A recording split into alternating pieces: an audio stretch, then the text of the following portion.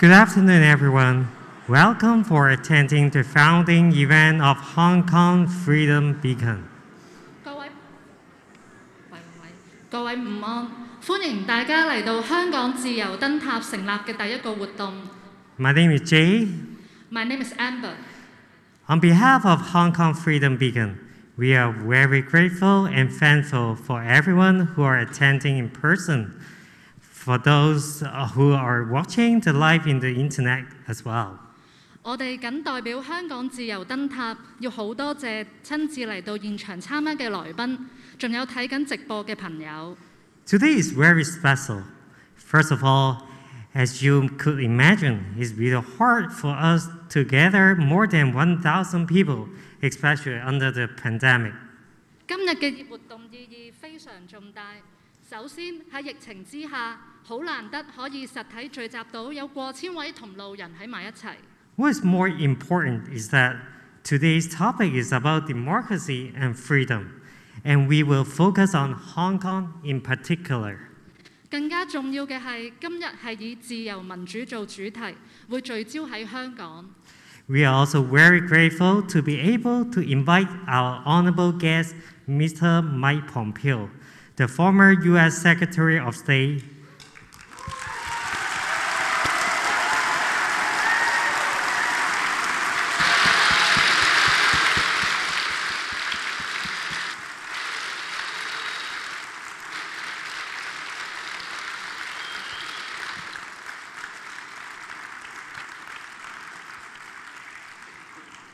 And Mr. Mao Yu, the China Policy Advisor and Planner, to deliver.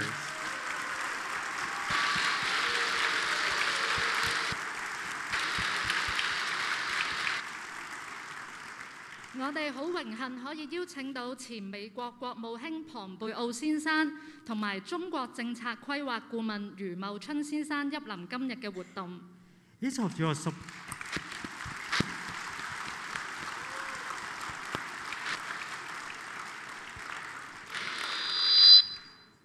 your support is really important to us. Thank you very much again. 你哋每一位嘅支持都非常重要，多謝大家。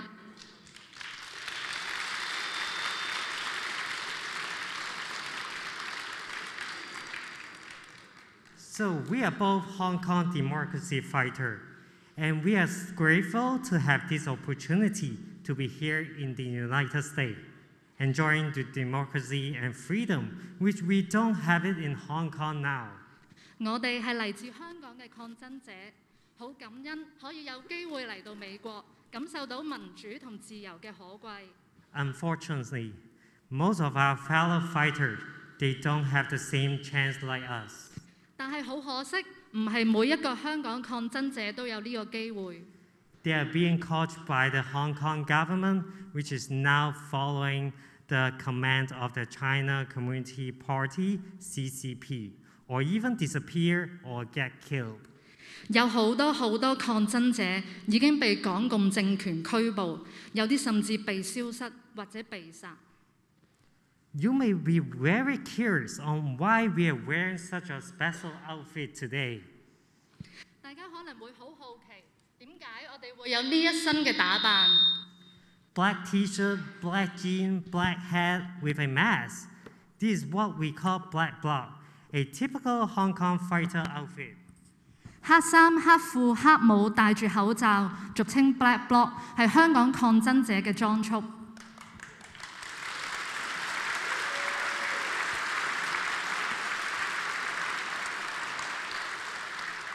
We have to cover our true identity and being able to be recognized. 我哋要隱藏自己嘅真實身份，唔可以俾人認得出。There is no more freedom of speech for Hong Kong people. We are risking ourselves on this day since we express our political will publicly. 香港人已經冇言論自由。今日我哋企喺台上公開講政治，係冒住好大嘅風險。So please be excused that we have no choice but to cover ourselves. 請各位原諒，我哋唔可以以真面目示人。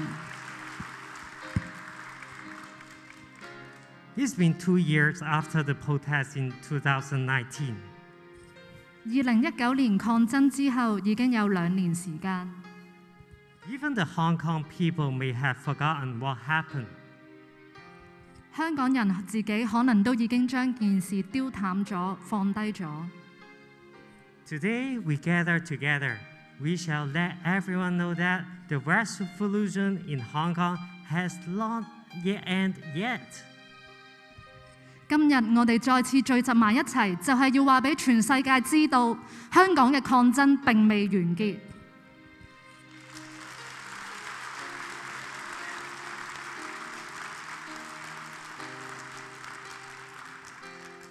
In the opposite, the situation is even worse. 相反，香港嘅情況係每況愈下。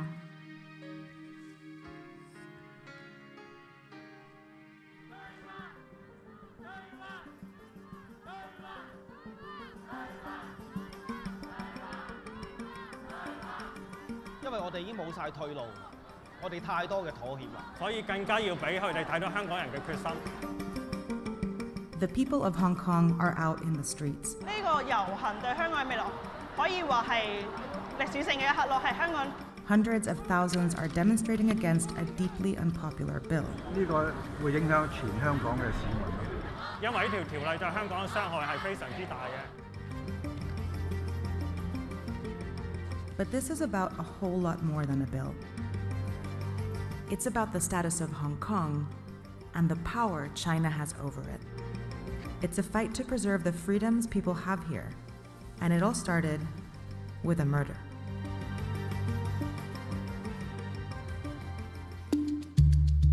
On February 8, 2018, a young couple, Chan Tong Kai and Poon Hyo Wing, went from their home in Hong Kong to Taiwan for vacation. They stayed at the Purple Garden Hotel in Taipei for 9 days.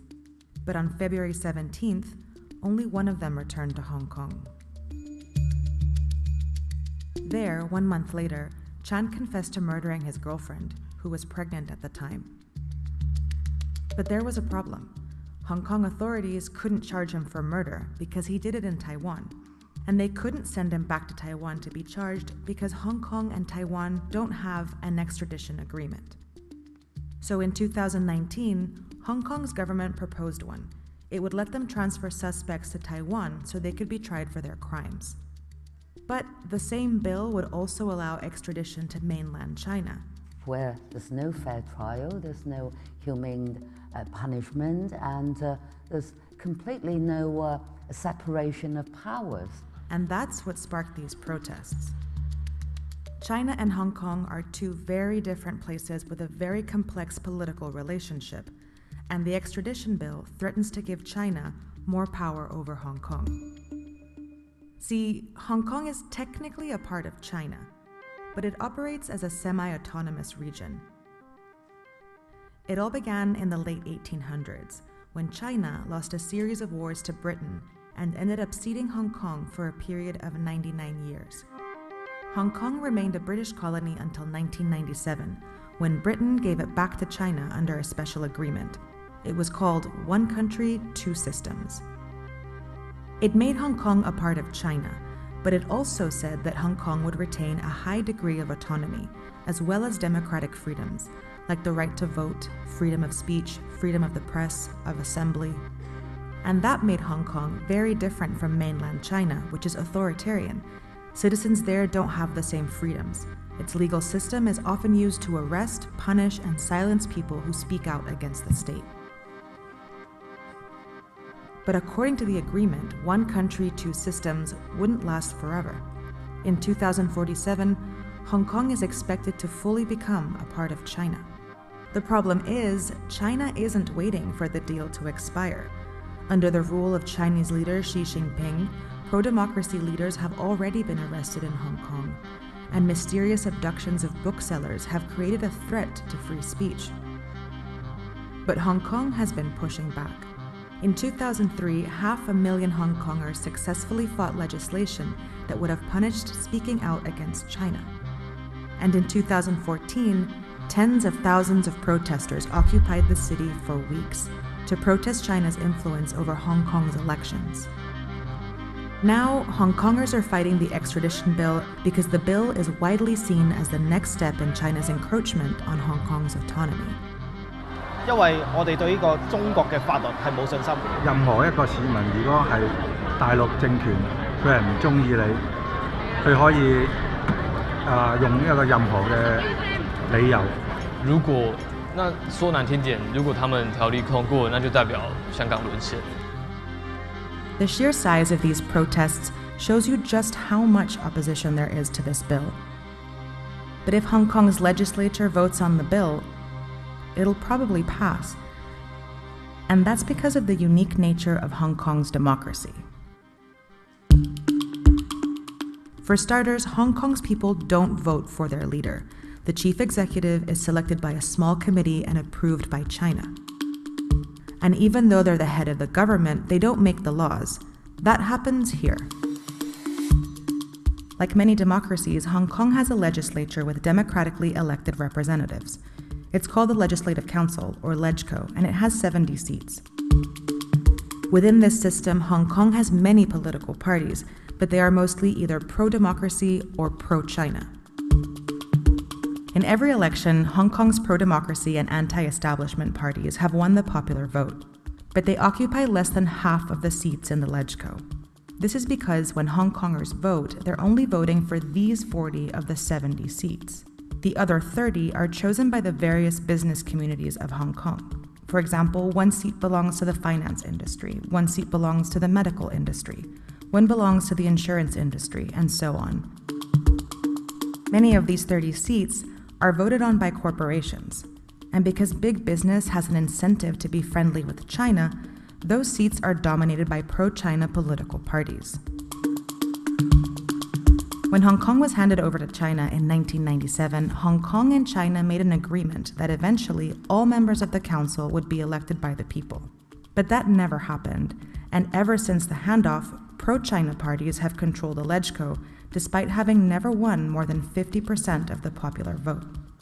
The way it's structured, they want to make sure that the executive branch can have easy control over it, and that would serve Beijing very well indeed.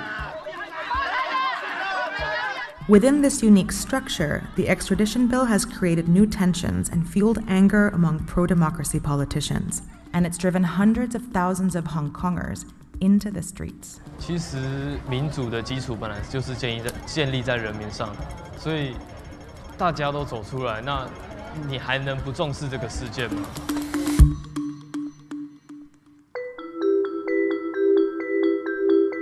While this isn't Hong Kong's first protest against China's influence, it is the biggest. And many say this time is different because of the people involved.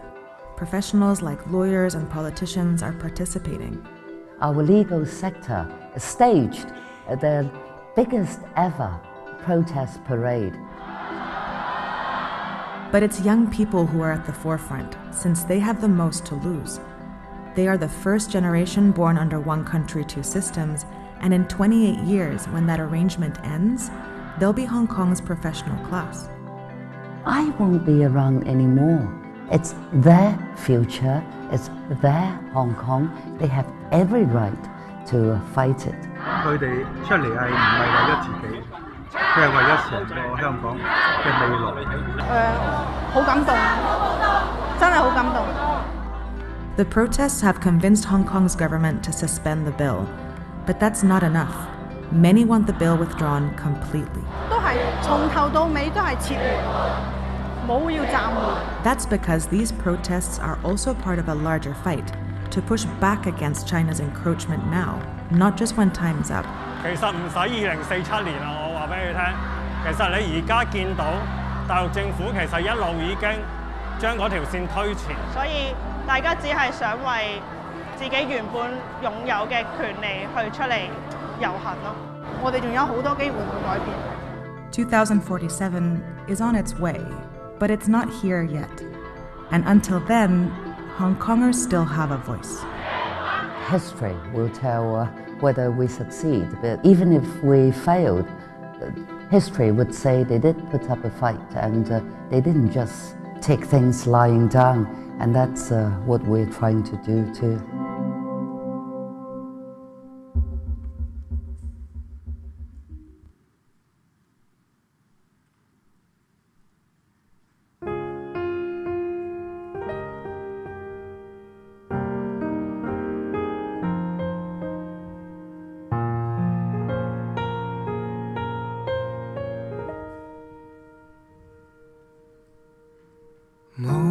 故事互望目光沮喪，危難時暴力哪個去擋？空虛的或絕望，擔心的或對抗，那是那人那物那種釋放，心中的步伐是否漂泊？漆黑的沒落哪個去闖？空虛的或絕望，擔心的或對抗，那是那人那物那種釋放。向前行不動盪，自由達到那一方，花開鋪滿這地，為你護航。鐵欄前守護着，淚流亦要去抵擋，堅守心裏信念已不枉。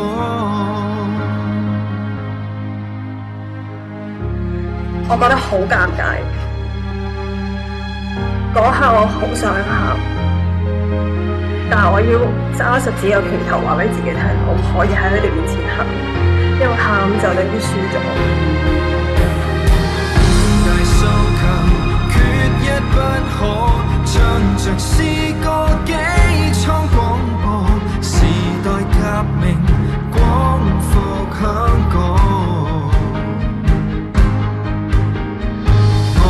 撐着絲絲緊扣，兒時巴士緊握雙手，香港人加油！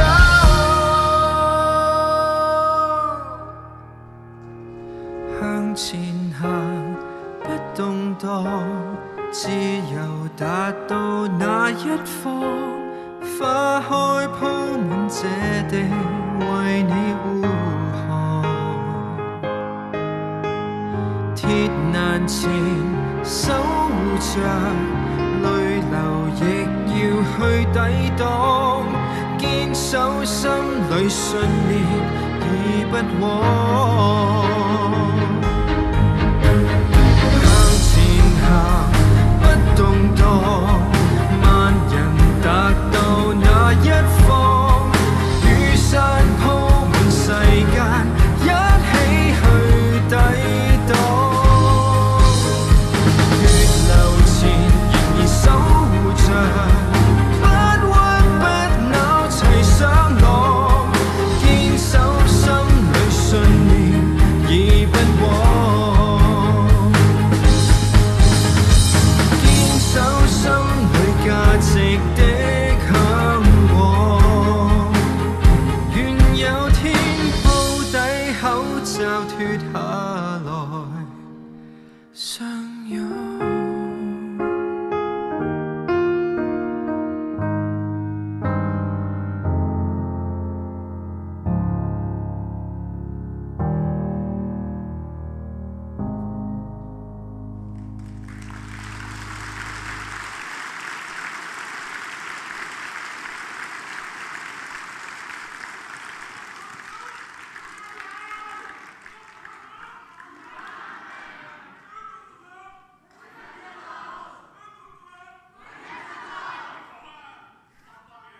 It seems that what happened in Hong Kong is not long ago. 2019年香港發生嘅一切歷歷在目。However, after passing the national security law in 2020, Hong Kong people are just like a walking dead. 香港人加油啊！但係自從2020年國安法出台之後，形勢急轉直下。香港已經唔再係我哋熟悉嘅香港。We have lost the freedom of assembly. It's impossible to see a large group of people in Hong Kong. 我哋失去咗集會遊行嘅自由，香港街頭已經好難再見到有人群聚集。You will stop and searched by the police if you are wearing the same black bloc like us. 香港人只要喺街着住黑衫黑褲同我哋一樣嘅裝束，已經會俾警察截停調查。Mediate organization and even the student union are being shut down. The school have to include the patriotic elements into the school syllabus. 媒體、組織以至學生會都陸續宣布結束，學校課程強制加入愛國元素。Ironically, we don't even have the freedom of speech in the social media, which everyone thought that is normal in most of the country. It isn't normal in Hong Kong now. 諷刺地，香港人連喺社交媒體講嘢嘅自由都冇埋。You will never know if there is anybody going to report you to the CCP because of your political will. The trust among people is vanished. 因為你唔會知道身邊會唔會有人會因為你嘅政見向國安舉報告發你，人與人之間嘅信任蕩然無存。You will lose your job, or the worst case, being caught and facing a life sentence. 輕則冇咗份工，吊銷牌照；重則因此被捕入獄，最高刑罰面臨終身監禁。Mass rallies have been a feature of Hong Kong's political calendar for decades. But nothing prepared the city for what happened in 2019. Hong Kongers were already angry at China for its perceived erosion of the city's autonomy. So, when Hong Kong's chief executive Carrie Lam proposed an extradition law to send criminals to the mainland for trial, it kick-started a series of protest marches, with the biggest drawing an estimated 2 million people. The police cracked down hard, and the protests escalated into the biggest rebellion on Chinese soil since the Tiananmen Square movement in 1989. 1 year on June 30, Beijing hits back, introducing a national security law over the heads of the territory's legislators. More than 90 people have been detained under the law, including Joshua Wong, Agnes Chow, and Jimmy Lai. As well as arresting opponents, authorities have used the law to target civil institutions, such as the education sector, the media, and political life.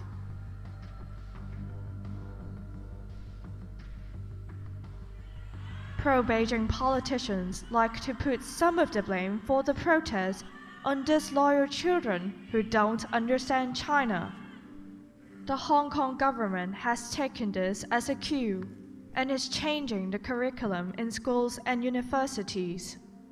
In particular, they have focused on liberal studies, a subject taught in schools to encourage critical thinking. But it hasn't stopped there.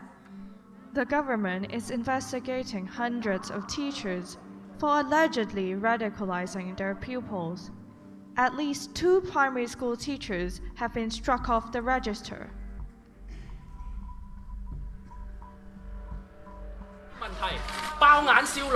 At the start of 2020, press conferences in Hong Kong were raucous affairs, and local leaders faced sharp questions. The popular Chinese language tabloid Apple Daily stands out for its anti-government editorials and fierce criticism of China. In August, its owner, the outspoken media tycoon Jimmy Lai, was led away in handcuffs during a high-profile raid of the newsroom. However, it was the November arrest of Bao Choi, an investigative journalist from public broadcaster RTHK, that really spread fear through the local press pack. She's being charged with making false declarations for ticking the wrong box on a government database. Critics say using legal technicalities is a tactic often used in mainland China to silence criticism.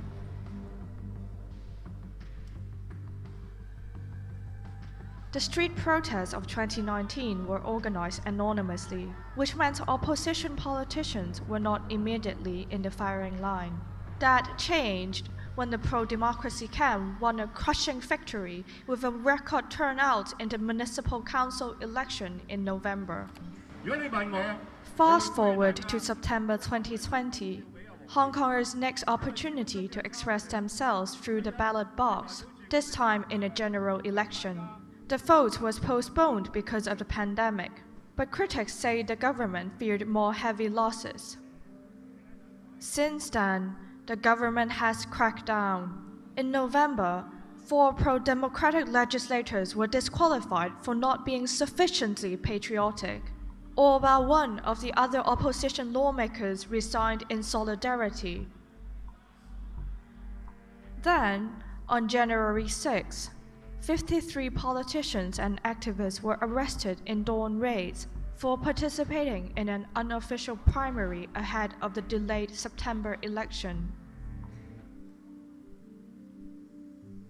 Beijing claims the security law has stopped the protests and protected the country's sovereignty. Among Hong Kongers, reactions have varied. Some are relieved at the return of stability, while others feel under pressure to keep quiet, and thousands have left the country already. The UK Home Office expects as many as 150,000 Hong Kongers and their dependents will move to the UK this year. There is, however, one pillar of Hong Kong civil society that has mostly been left alone: the legal system. Judges have faced criticism from pro-Beijing media and Chinese authorities, but as yet there have been no official attempts to undermine court decisions.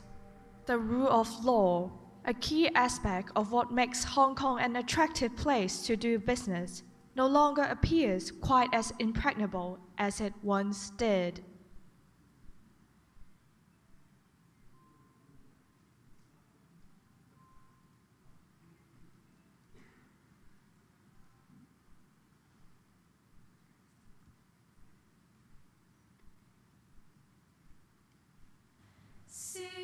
誰還未發聲，都捨我企，誰為我成？天生有權，還有心可作主，誰要認命噤聲？試問誰能未覺醒？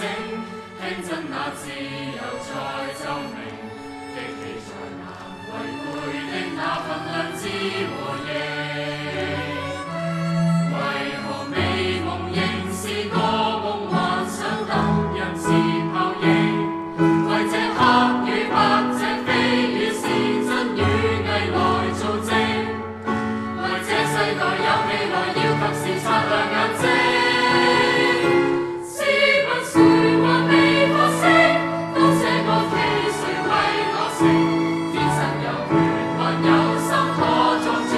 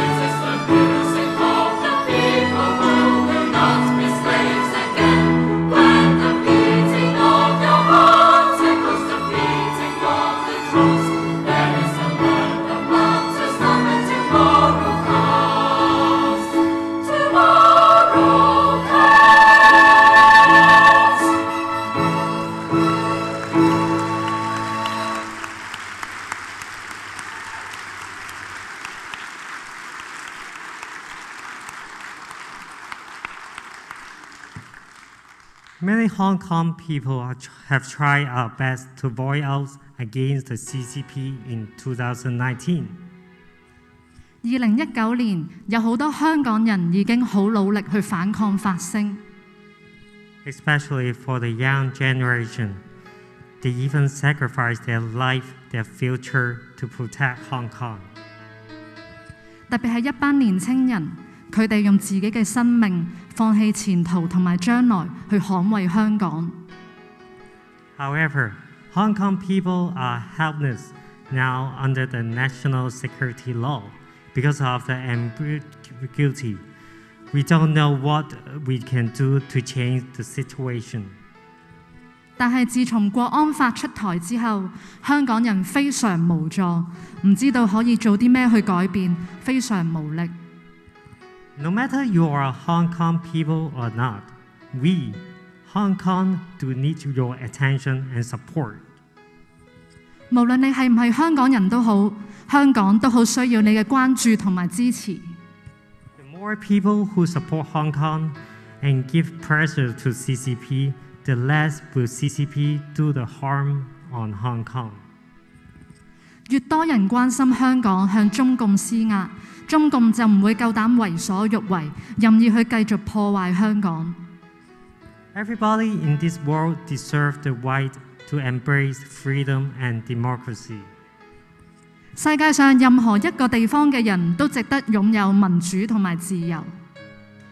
What happened in Hong Kong today, we do not want to see what happened in other places. 今日發生喺香港嘅事，我哋唔希望都會同樣發生喺其他地方。CCP has already influenced a lot of countries. We should all unite to fight against CCP in order to protect the universal value and our beloved homeland.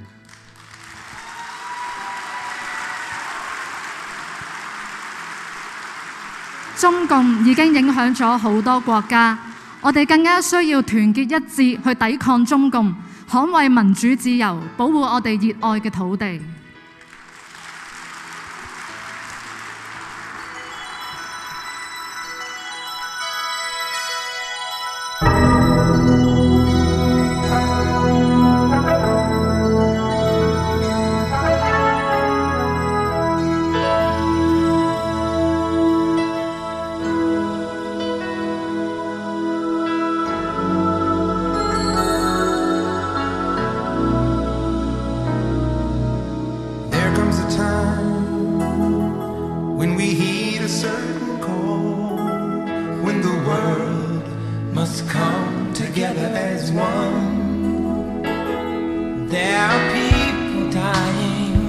Oh,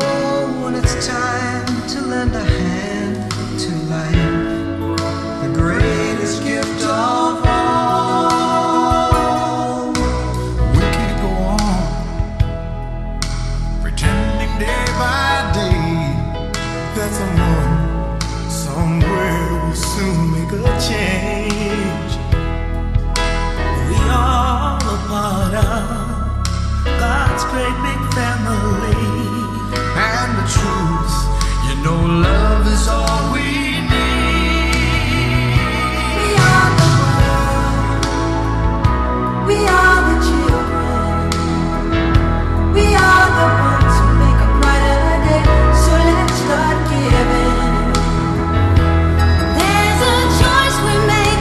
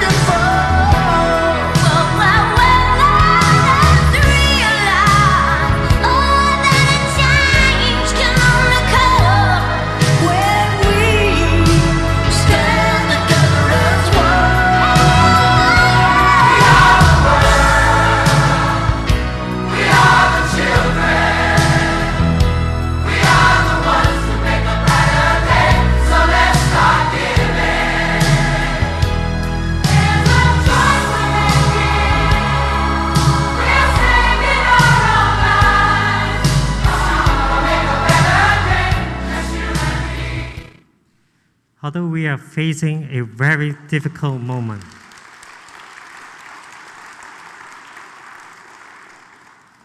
We do believe that one day we will walk out of it. 縱然而家香港面對嘅處境好艱難，但係我哋深信香港一定可以走出呢個困境。We shall continue to improve ourselves and be prepared in our own roles. 我哋各自繼續喺我哋嘅崗位上面努力，不斷努力進步，裝備好，隨時做好預備。When the opportunity comes, we will fight together as one. 當時機一嚟到嘅時候，和理非同勇武，大家一齊同心抗爭，不分化不割席。We will liberate Hong Kong one day unless we give up. 只要唔好放棄，我哋一定可以光復香港。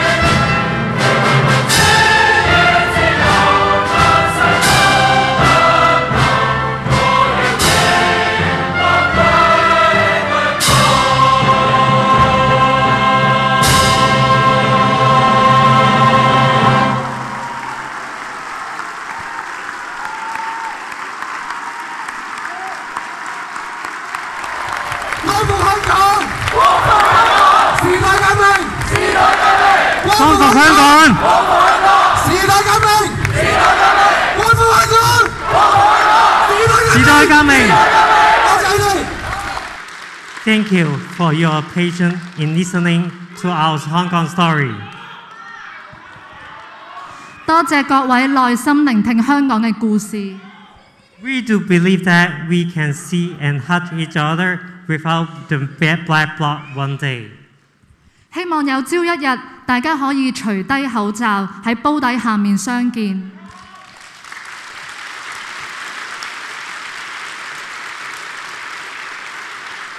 The next session with the guest speaker will begin shortly. Thank you, everyone. 光復香港！革命！光復香港！光復香港 ！Liberate Hong Kong! Liberate Hong Kong! 多謝各位。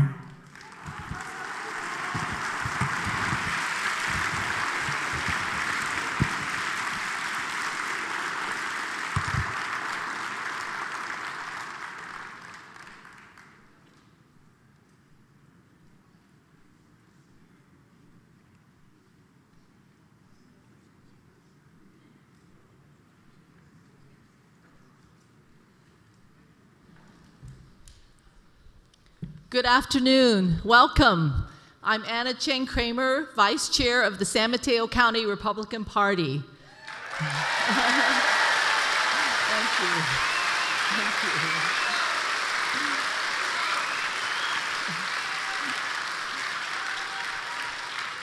you. I want to thank you for joining us to commemorate the founding of Hong Kong Freedom Beacon. And I want to thank our volunteers from SMGOP in red t-shirts that came to help. So if you need some help, reach out to them. Thank you. And one last housekeeping item. If someone needs a hearing aid, we do have hearing aids back in the information desk, so please ask one of the volunteers to help you to the desk. So for those of you who were here earlier, you saw Amber and Jaden review the events that led to the founding of Hong Kong Freedom Beacon. The organization is dedicated to pursue the unalienable rights of Hong Kong. And it's based in the United States for a reason. Its work here directly impacts freedom around the world as the Chinese Communist Party, the CCP, seeks to dominate the world by destroying the United States from within.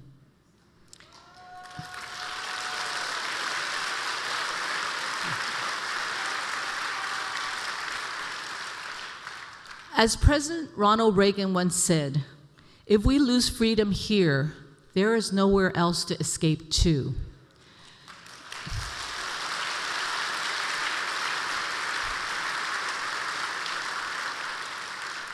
So for someone like me who immigrated from Taiwan when it was under a dictatorship, those words resonate.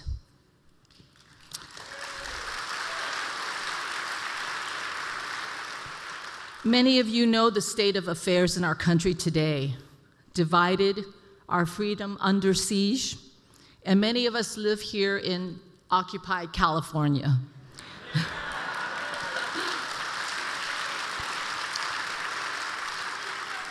To fight back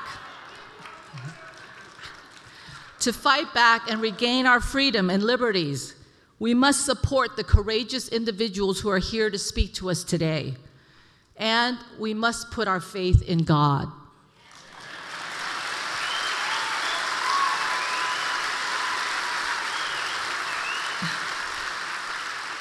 So at this time, I would like to introduce Pastor Michael McClear of Calvary Chapel to give the invocation.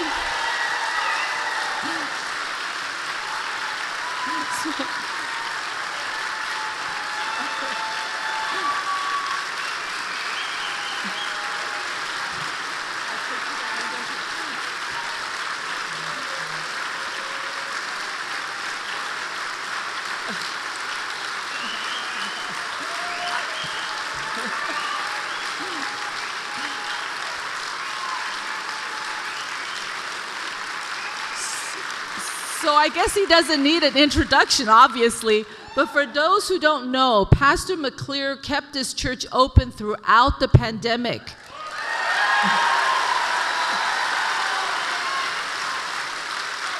And he incurred fines of over $3.5 million to keep a truly essential service available to all of us. So please recognize his bravery.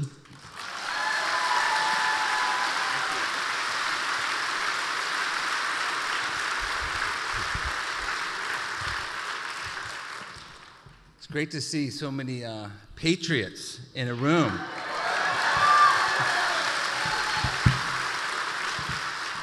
It's true, we have $3.9 million in fines from our wonderful county, so we're going to be taking an offering.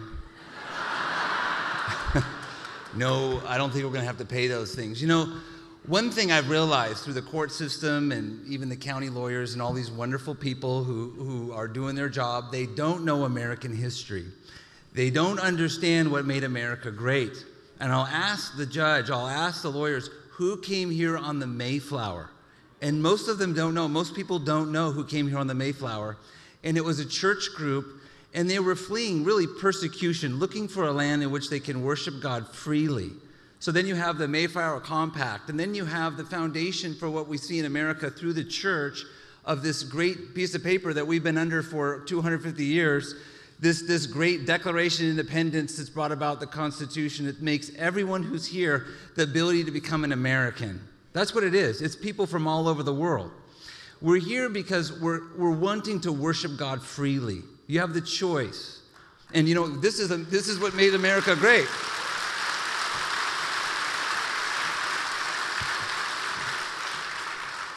All of our presidents, up until the last few presidents, I would say, were all very strong Christians, and if they didn't come out of the White House as strong or go into the White House as strong Christian, they came out one. Because they understood what really made America this wonderful nation is this freedom to worship God and the blessings that we've had from God. Now, many in our church are from different countries, like from China, from Iran, and they're the most fired up about what's going on because they see the Marxism and they see the lies that are being told in our culture that are not true. But here's the good news. The gospel message is that Jesus Christ came to set the captives free. He came that we might have life.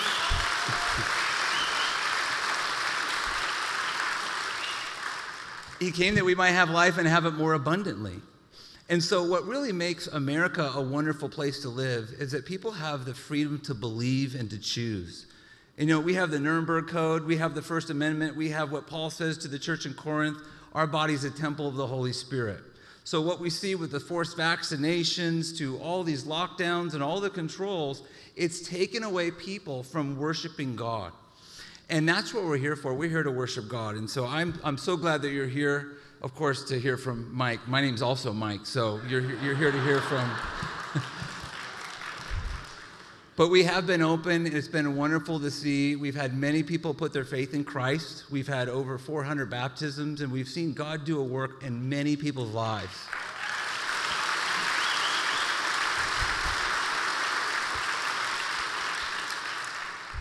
It's wonderful to have had presidents and people in leadership like Mike Pompeo, who have led our country and prayed and sought the Lord, Ben Carson, many others that continue to do that. And you know, I believe God does hear prayer. I have seen that in my life. And if you haven't, I encourage you, try it out. Start putting your faith in Christ.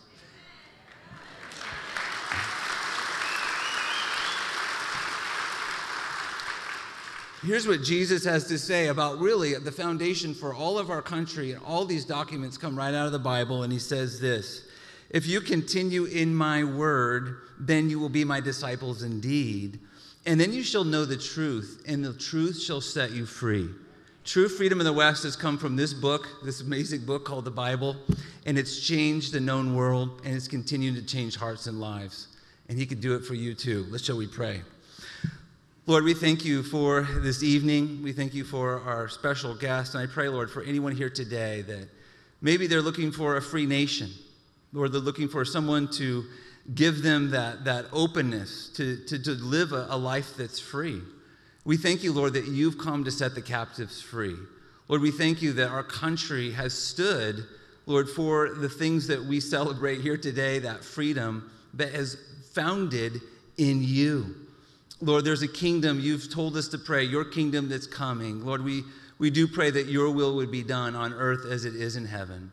Lord, I pray that you would touch each heart here today. Lord, that you'd show them that true freedom comes from knowing you. You're the only one who can truly set us free. We thank you, Lord, for what you did on the cross 2,000 years ago. We thank you for your precious blood.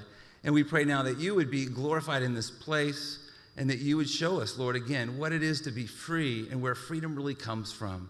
We dedicate this time to you, and I ask it all in Jesus' name. Amen.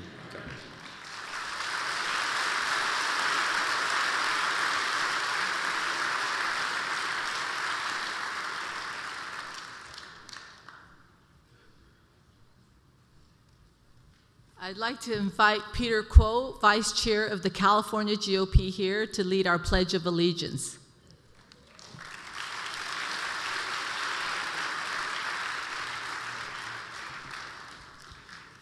Would you please stand with me? Remove your headgear. Right hand over your heart. Face our flag over there. Be after me. Let's begin. I pledge allegiance to the flag of the United States of America and to the republic for which it stands, one nation, under God, indivisible, with liberty and justice for all. Would you please remain standing? I would like to invite my good friend Raymond, a fellow Republican and conservative news talk show host. Please come up here. We're going to play the God bless America.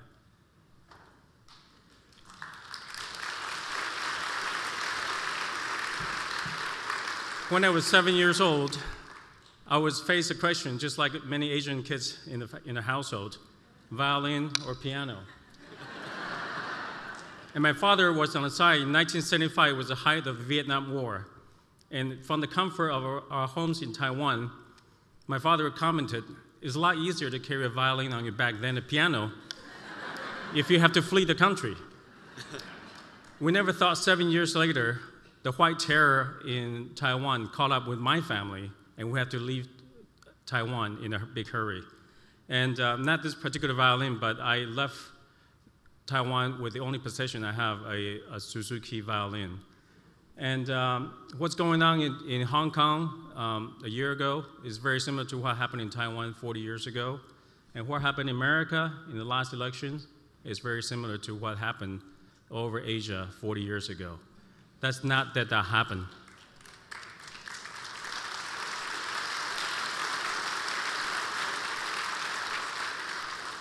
香港加油. Let's make Hong Kong liberate again. I probably need a couple minutes to set this violin up real quick, so if you bear with me. And Raymond, you want to tell a quick story?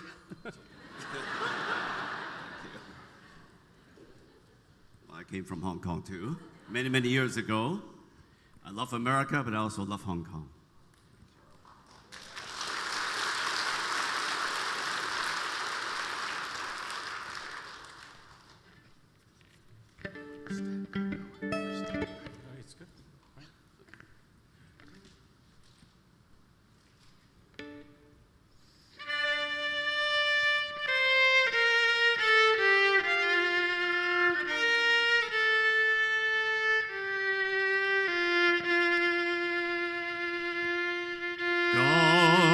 Bless America,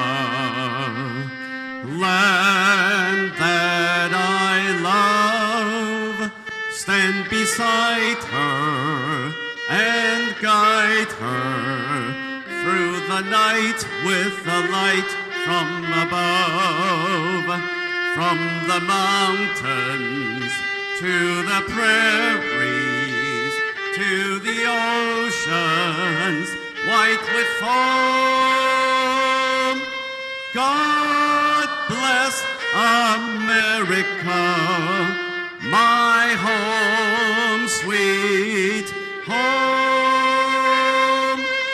God bless America, my home, sweet home. We'll sing it one more time, a little faster pace.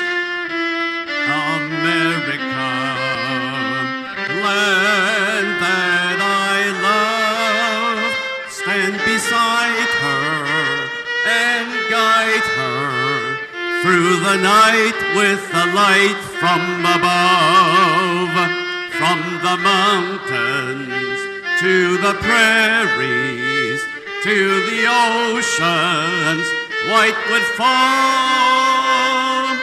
God bless America, my home, sweet home.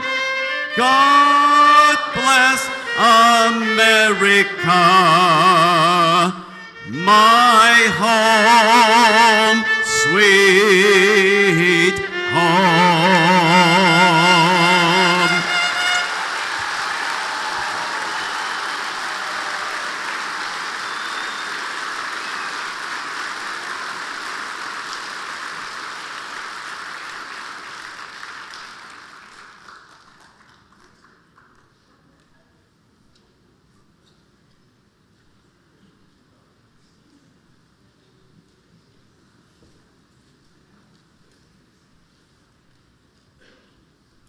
Was that beautiful? I love that song. So when I was assisting Hong Kong Freedom Beacon with the organization of the event, we looked at several venues, and we were concerned about the vaccine passports and the mandates throughout our liberal Bay Area counties and how that would affect our attendance. So we were very fortunate to have met Neil Mammen, President of the Values Advocacy Council.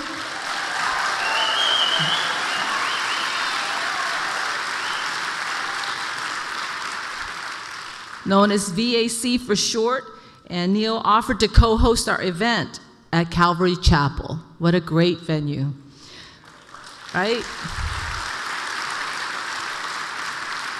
So Neil, like many of us here today, is an immigrant to the United States, having grown up in Jamaica, India, Sudan, Ethiopia, and under Sharia law in Yemen.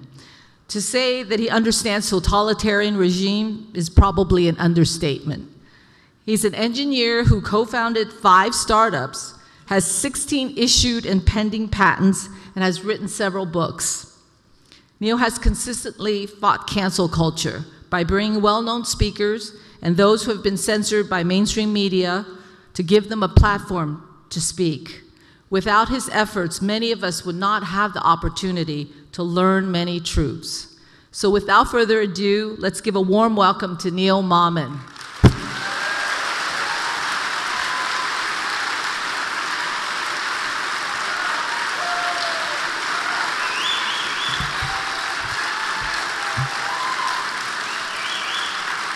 Weren't we just here yesterday? Thank you. I'd be remiss. There's a very special person in the audience here today. Many of you think that I founded the VAC. I did not. I just came on the coattails of other great men, and the founding president of the VAC is visiting here today. Larry Pegram, please stand up.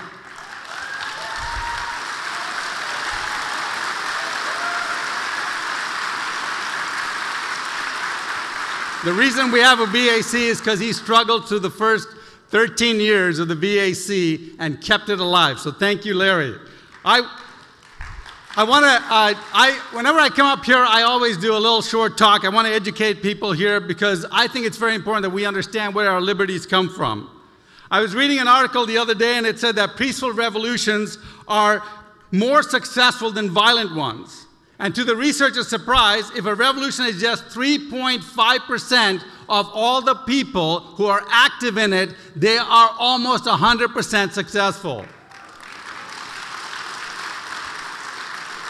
A few weeks ago, I got a call from a Maori chieftain pastor in New Zealand. He was calling to team up with the VAC. Turns out that New Zealand is getting as bad as Australia and is thinking about mandating full vaccinations, complete lockdowns. In fact, you can't go into a store or into a church without a vaccination. So at first I said, Pastor, what does the New Zealand Constitution say about your rights? Because I wanted to know what the Constitution said about rights. But let me turn that question around. And those of you who have played this game before, who've heard me speak, are not allowed to play this game. We're going to play a game here. I'm going to ask you a question, and you tell me what you think. Do you have constitutional rights? Yes.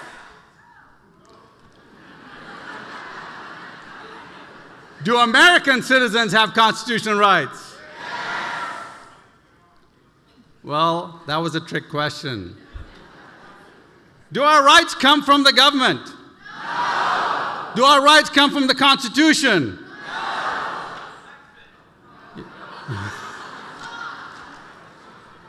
You see, what would happen if what are the dangers if the rights came from the government? If rights came from the government, then government could legally, ethically, morally, and justly take away those same rights that they gave you, and sometimes they'll take it away for you for your safety. In fact, it's always for your safety. So let me ask you this question again. Does the Bill of Rights give you rights? No. You see, you don't get rights. You don't have constitutional rights. I don't mean you lost them. I mean you never had them, because the Constitution doesn't give you rights. In fact, if you look at the Constitution, you will realize that it's a list of negative rights. The Bill of Rights says the government can't do this, the government can't do this, they want to bridge this, they can't stop you from speaking, they can't stop you from assembling, even in a pandemic.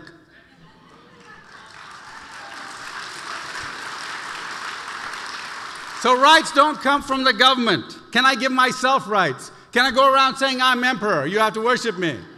No, why? Because I don't have authority over you. I don't have the authority to tell you what to do with him, to you how to treat him. Why? Because I don't have authority over you. So then, does rights come from the masses? No. Many people on the left think that rights come from the masses. They say, yeah, we vote for rights, and here's how you get rid of that silly idea. You say, okay, so if rights come from the masses, did the slaves get new rights when we freed them? Did they get rights that some nice white people gave them? No, the truth is they always had rights. But these rights were constantly being violated, and it wasn't until the state and the majority recognized those pre-existing rights, then justice was restored.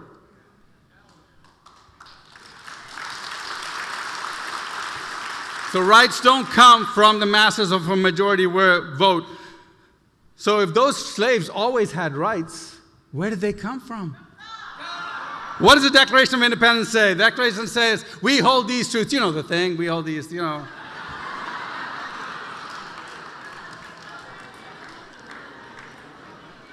If rights come from God, Declaration of Independence says, we hold these truths to be self-evident, that all men are created equal, that they are endowed by their government, by themselves, by some nice white folk. By their what? By their creator with certain unalienable rights, and amongst these are life, liberty, and the pursuit of happiness. So rights come from the creator.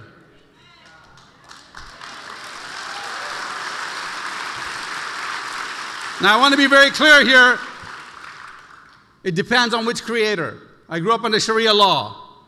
I grew up in countries that had totalitarian governments. They don't have a creator that believes in rights. There is only one creator, not the Muslim creator, not the Hindu creator, not any of the other creators. Only one creator that says you have rights. You know which creator that is? That's the creator, the Lord of the Bible. You don't have a biblical creator, you don't have rights. It's as simple as that. And if you're an atheist, I'm sorry. There is no rights in atheism. And the Bible is full of rights that God wants you to have. So, what then is the purpose of government? Why do we have government? Why do we need a government? We don't need government. Thank you very much. We do need government, and here's what the government is supposed to do. The Declaration of Independence continues that to secure these rights, the governments are instituted amongst men. So the governments aren't there to give you rights, but to what? To protect the rights you already have. Okay, but some people think that healthcare is a right. Some people don't. So what is a right? I mean, freedom of speech, freedom to own property. How do we know what a right is? And so here we're going to play another little game real quick. Again, if you've played this game, you're not allowed to play. I'm going to flash something on the screen, and you tell me if it's a right or if it's something else, okay? Ready? I'm going to flash something up the screen. You tell me, is that a right or something else? Is this a right? I'm sorry, folks, that's a gun. There is a right relating to that gun, and that is what? The right to what? Keep and bear arms. You have the right to own a gun, but you're not entitled to be given a gun. I want you to understand the difference. You have to buy your own gun. Okay? You have the right to own it, but you have to buy your own gun. Okay, what about this? Is this a right? Some of you are not sure because I tricked you on the last one, right? Yes, this is a right. This is a right. But what about this? This is a printing press. Is that... Some of you kids don't know what that is, right? Is that a right? No, you have to buy your own printing press. When you're born, the government you're not entitled. Here's your birth certificate, here's your printing press. Birth certificate, here's your gun. No, you have to build your own printing press or buy your own printing press. You have to labor for your own printing press, and you have to get your own. You're not entitled to a printing press. You're entitled to use a printing press. You're entitled to nobody stopping you from buying a printing press, but you're not entitled to a printing press. Okay, so now let me ask you this. Here's a whole list of things. You tell me if they are rights or something else. A home, home ownership, a job, healthcare, food, clothing, education.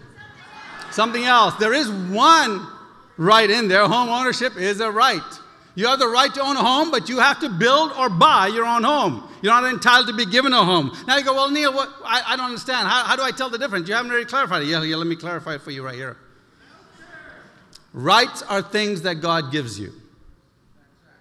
Something else is what we call goods and services. Goods and services are the product of somebody's labor. You see, If something is a product of somebody else's labor, it's a good or a service, and you don't have to have a right to it. Here's why you answer that, why we say that. Because let's say you say healthcare or education is a right. Where are you going to get that healthcare and education? Are you going to go kidnap a bunch of doctors and teachers and then whip them until they give you healthcare and education? Where are you going to get it from? Now, of course, we don't do that. What we do is we kidnap everybody, take 30% of everything they earn, and use that to pay for healthcare and education. But that's what? You're taking the product of somebody else's labor and giving it to somebody who hasn't worked for it. And that's the difference between goods and rights. And unless you understand that, we will lose our nation. See, goods that are granted as rights require you to enslave men financially or physically to ensure a continuous supply of the goods that you have promised to others. And the minute you do that, you're enslaving people and taking their rights away. Now, don't get me wrong. Fees for services are okay. You own a house, you pay for the police protection and the fire protection and the sewage. But today, property taxes are not fees for services. Property taxes are taxes that they're using to pay for others' education and health, right? Now, I don't have time to go into it, but where do we get all that? Where do we get our health care and education from? We get it from charities. Goods and services need to be provided by charities, and charities do an amazing job of doing that. And just for a little thing, somebody said, well, are you saying that your church can take care of the poor? I said, yes, they can. He said, how can they do it? I said, because last year the church gave over $400 billion to charity.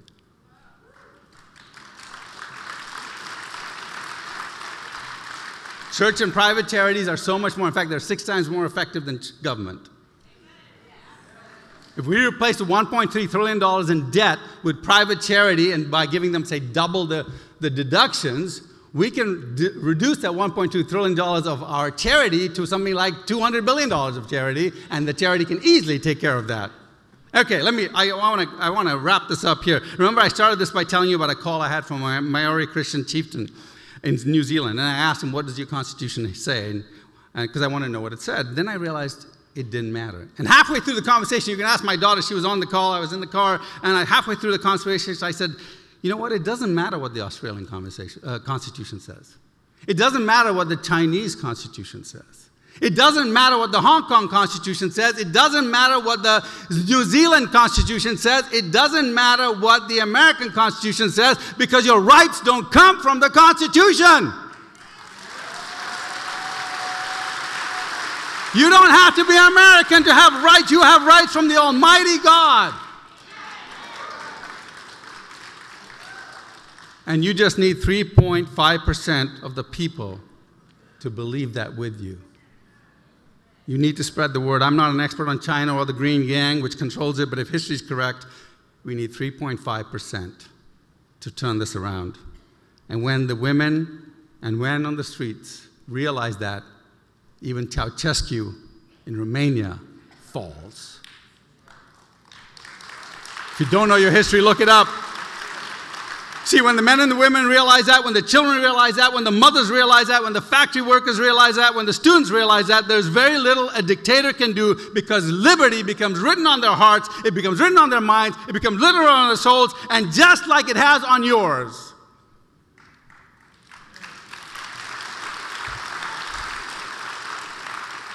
And never give up.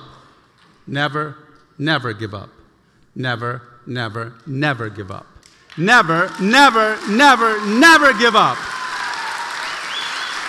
And I want to end it with this. Liberate Hong Kong. Liberate Hong Kong. Liberate Hong Kong. Liberate Hong Kong. Liberate Hong Kong. Liberate Hong Kong. Liberate Hong Kong. Thank you.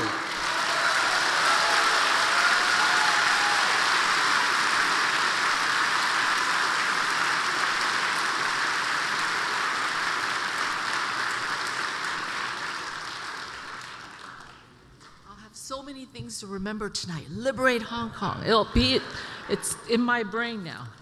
So it is an honor to introduce our next speaker, Elmer Yuan, Chairman and founder of Hong Kong Freedom Beacon.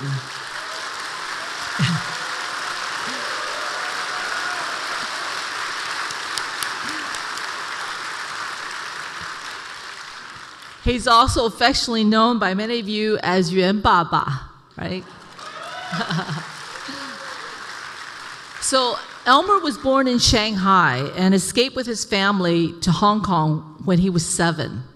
Unfortunately, his mother was not able to join the family for 20 years because she was imprisoned by the communists because she would not renounce her Christian faith.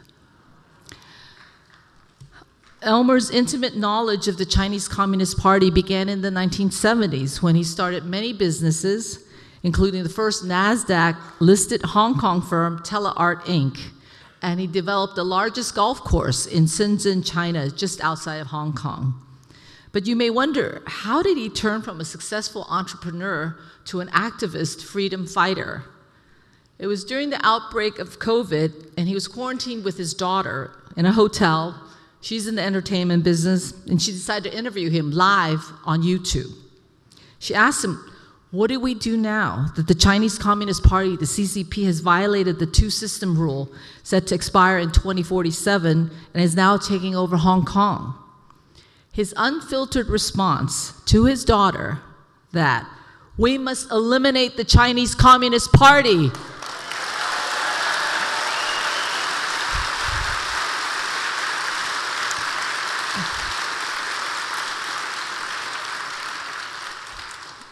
So his response went viral on social media, and he became an instant icon, a beacon of hope and freedom for all those around the world who are fearful of the Chinese Communist Party's sphere of influence.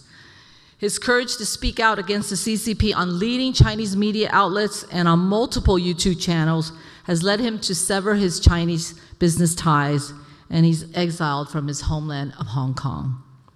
Please join me in welcoming a man of tremendous courage, Elmer Yuan.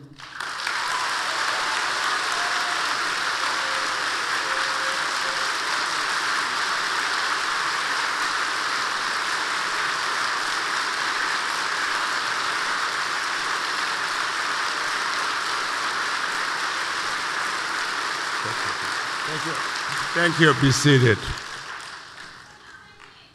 Liberate Hong Kong. Revolution of our times. 光復香港，時代革命。That I leave it to the secretary. It all came 1.5 years ago in Hong Kong.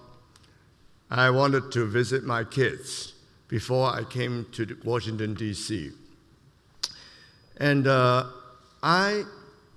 by accident or what, I saw a YouTube by Secretary of State when he formed the Commission for Unalienated Rights. It was about about 2 years ago. And it sounds very strange, it sounds very strange. And so I was watching it. And also, after I came to Washington, I went to their first anniversary. Also by accident, totally by accident. I mean, we Chinese don't really understand rights. We always believe when you have money, you have rights. So, seriously, I mean, we can buy power, we can buy freedom, we can immigrate, and we can do everything with money. So why do you need to have rights? This is common belief, very common. And most of the Chinese leaders, or even normal people, don't understand this universal value. I was in Beijing exactly 2 years ago, and some official invited me to a barbecue in the suburb of Beijing. And this was the year when they had the riots in Hong Kong and the protests. And this official from the Reform and Development Commission, is very powerful, the head of that, he asked me, what's happening in Hong Kong? What does the young people want? And I, of course, told him freedom, rule of law, and democracy. And he said, this is not real. That's what he told me. This is not real. And I suddenly woke up. None of these communist people understand what that is. Because in our family education, we don't talk about universal value. In our schools, we don't talk about it. In our legal system, and there's no church to teach you. This whole thing, the entire communist leadership and or normal people, because they brainwash everybody, these universal rights does not exist. And it's only about maybe like 20 years ago, by accident, I was taking some Texas oilmen to China to see some in Xinjiang, very Turin Basin, very famous oil field. And they start asking me, what are you going to tell your children? What do you teach your children? I said, I let them do whatever they want. They said, what about the right? What about the value? What about value? And this is really the first time I hear about this value. Chinese, of course, we have our value from Confucius, thousands of years, but not the universal value. It's very, very different. So anyway, I was following Secretary Pompeo. I don't know him, nothing at all. So I said, very strange. I start understand the unalienated rights. I was learning, not too long ago, it was probably 2 years ago. And start to enlighten me. And I was educated in this country. I have been in this country for more than 20 years. And even if I don't understand, most of the Chinese don't understand. Right? Most, I'm not taking, most, seriously. It's a very serious issue because they don't understand. And they've never, all the communist people, or mainland China, they have never experienced the rights. They're happy, they work very, very hard, they make their money, they buy their apartment, and then, but they never have a chance. And in China, if you get arrested, you go back to take care of the policeman, this and that, and then you're off. If you can't take care of the policeman, you take care of the judge. That's how things work in China. You take care of the judge, and there are millions of ways, all right? So there's no law. There is no law. This whole thing about law is nonsense. There is no law. This whole thing is for show. I came to this country a year and a half ago, and I understood them because I work with them. I make money with them. All right? I'm very, very close to the families, so-called the powerful family. All right? And we do business together all over the world, looking for minerals, natural resource, and then flipping them back to China. Lots, I've done it all before. So I know the system really well. So I came here, I know the system. So I came here a year and a half ago, and I proposed to the US Congress, to several congressmen, I said, these guys are criminals. For the last 70-some years, they're criminals because they don't have to follow the law. They use influence, they use money, and they can overcome everything. These are criminals. So my lawyer looked up, there's a law called Transnational Criminal Organization, TCO. There is a law in the States called TCO. So, and fits perfectly with the Chinese Communist Party. Fits perfectly. Because every time they do something wrong, we start focus on that thing and forget about what they did in the past. This is very common, all right? Oh, now we blame them for pandemic, and suddenly the focus is on Afghanistan. It will forget about the pandemic, where the virus leaked from. It's been going on. We need a collective term over the last 72 years. It's not just one crime or one crime after another. It's a continuation of crimes. It's a transnational criminal organization. That's what it is.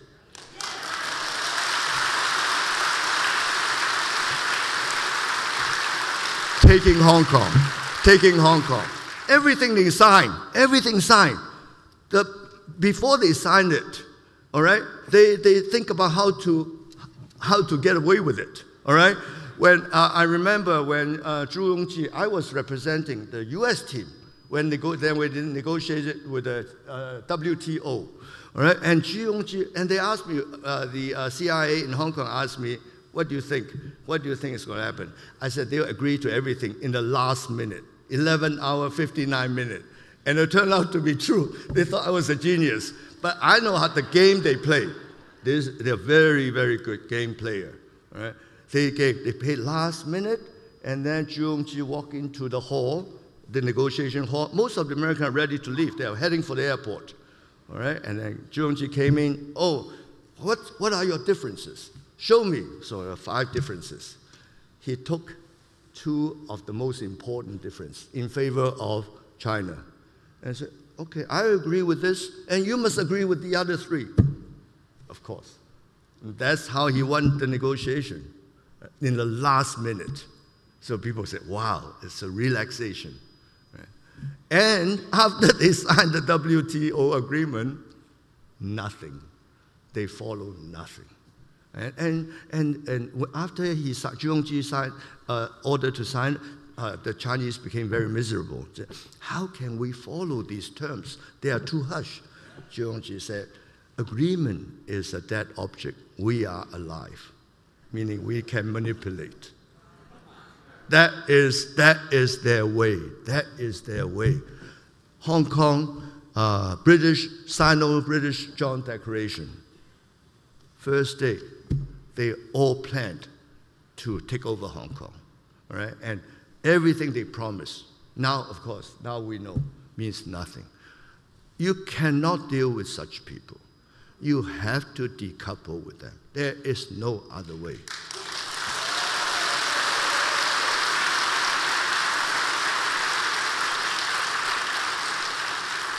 I'm going to, since the Republicans are not in power, so I'm going to spend the next 2 or 3 years to travel to all the different parliaments of the world, such as UK, such as Lithuania, such as India, and Australia, Japan.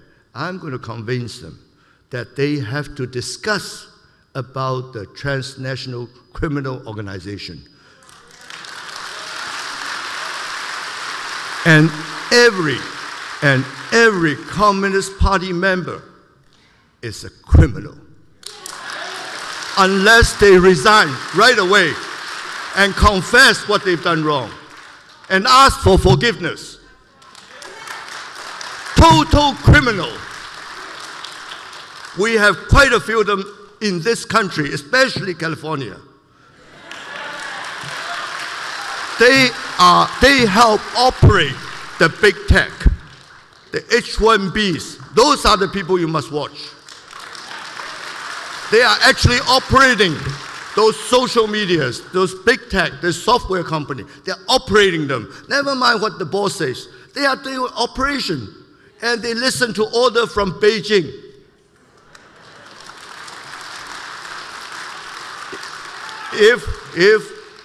If Donald Trump had another term, and if the secretary is still in the Department of State, I think all this would change. You know, after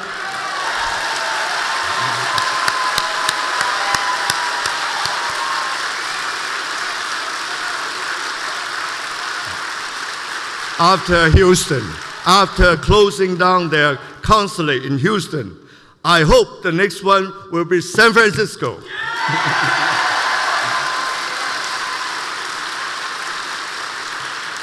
So anyway, we have to wait.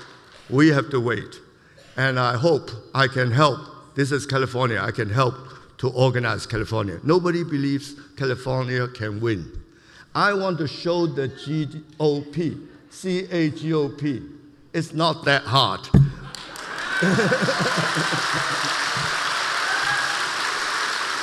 Thank you. Thank you. So anyway, I'll be traveling, and I'm going to talk to different parliaments that the sovereignty of Hong Kong does not belong to China.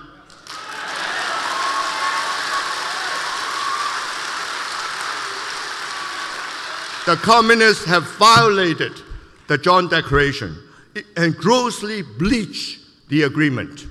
So as a result, I mean, under law, if you have not fulfilled your obligation, right, you also lose your rights. So the rights to Hong Kong should revert to Britain.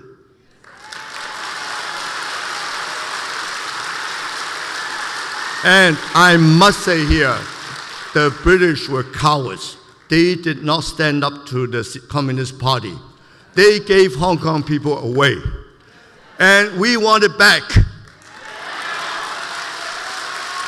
We want a referendum in 1997, all right? Based on the residents of 1997. Those are the 香港人, Hong Konger, Hong Kong, we call ourselves.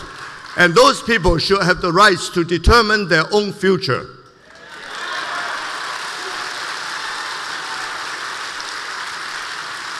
So I'm going to convince, hopefully also later on next year you win the midterm, the US Congress, that the sovereignty of Hong Kong belongs to the people of Hong Kong.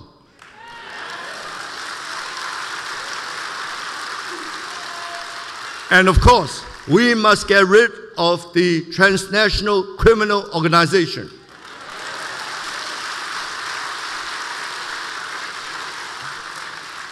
I remember a few months ago, I was having, I think, a lunch with Mao Yu.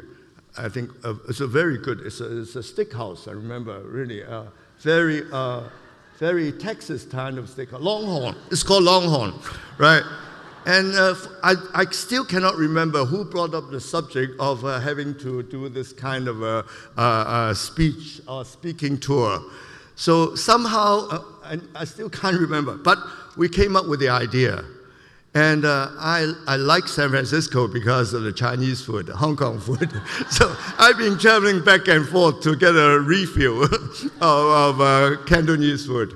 So there's a lot of friends from Hong Kong. And this is probably the highest concentration of Hong Kong Chinese in the United States. All right? And so I came here and I discussed with people. They say, oh, it's not easy, all right? We don't have that many people because Hong Kong people never have to unite, all right? They were always having big eating parties, all right? New food, this and that. All they discuss, we are basically Cantonese culture. All they discuss day and night is what to eat. So it's very difficult for me to switch their attention to human rights.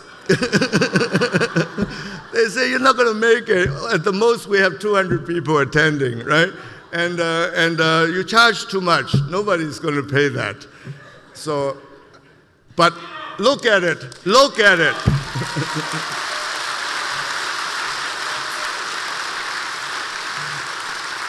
This is not the last time. This is not the last time. We will win. We will beat the hell out of them. This California is heavily, heavily infiltrated, up and down, left and right. So it's a very, very serious situation. We need to do something. Even though I'm not even American, I'm not even a resident, I'm still on my visa, on my but I can see it. I've lived in the States total 20 years. This is like my home. I have 6 kids out of 6, 4 are have American passport. So it's like my second home. So anyway, maybe I speak a little too long. So I need to, I need to introduce Mao Yu. And I want to thank you for your support. This is overwhelming, absolutely overwhelming. And I want to introduce Mao Yu, my Chinese friend, and who has made it all happen. Thank you again. Thank you. Thank you.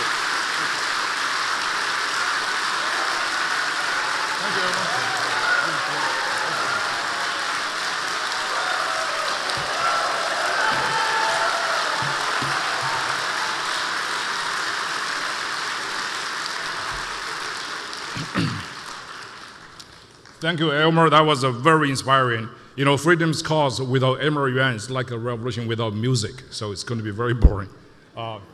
Thank you, San Jose. I remember San Jose for a very peculiar reason. 35 years ago, somewhere around that time, I got my first speeding ticket in America. Right here in San Jose. And referring to what Emma was saying, I actually enjoy that moment because that was the first time out of China I actually could go to American court to defend myself. I knew at the time it's a lost cause, but I enjoyed the right. But I couldn't do it. Yeah.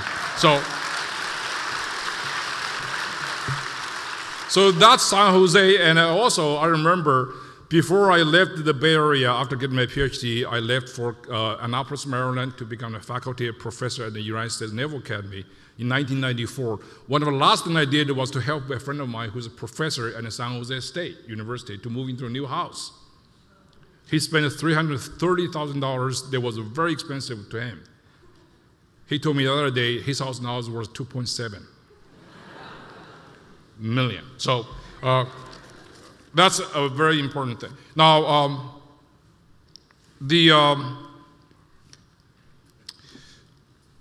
I have prepared a speech, but in the interest of time, so I'm going to basically cut down some of the stuff. I just read some of the relevance over there. And thank you for the warm welcome, and I very much appreciate it. And I appreciate it all the more because, honestly, I never expected to be in front of the big audience like this, giving remarks on a Sunday afternoon. I'm sure that the policy wonk isn't your type of guest either, but you made me feel right at home, so thank you. When I speak publicly at the events like this, it's normally a part of my job as a professor. Being at a church makes me feel, think of the advice I also give to my students, and that advice is in order for something to be immortal, it doesn't have to be eternal. I'll start with some background. Like many of you, I'm an immigrant. I was born in a remote area in Anhui province in eastern China. I grew up in Chongqing during the Cultural Revolution. My son was born in the USA, and I often tell him stories about what life was like then. But it's hard for someone who's only known American freedom to understand. When I was a little older, I came to the US for college, and in the late 1980s and early 1990s, I spent 7 wonderful years in East Bay at the institution called the University of California at Berkeley, getting my PhD.